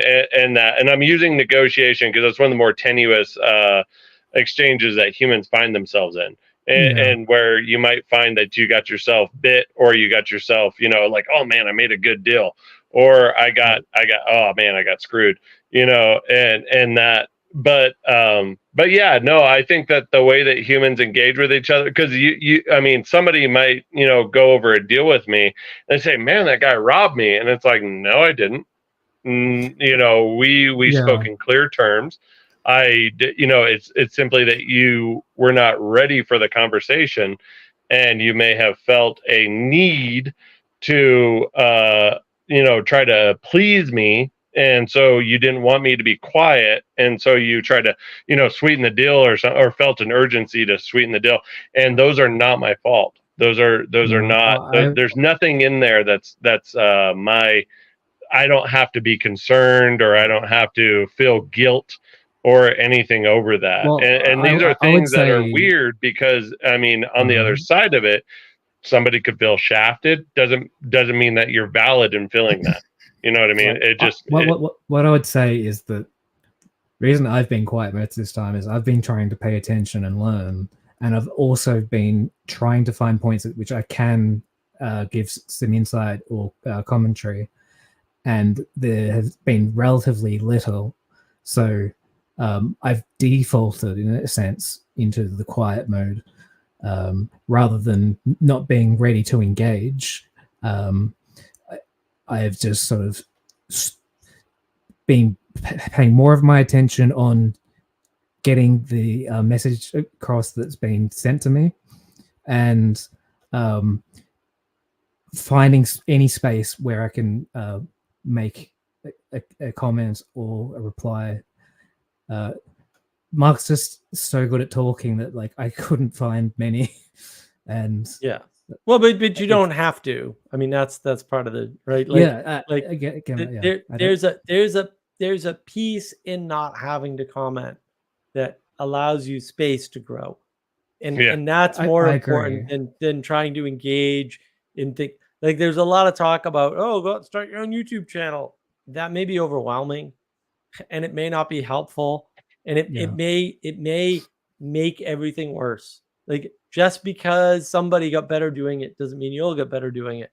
And that's part of the problem, is that we manipulate ourselves when we're not comfortable with silence, or when we're not comfortable with our place.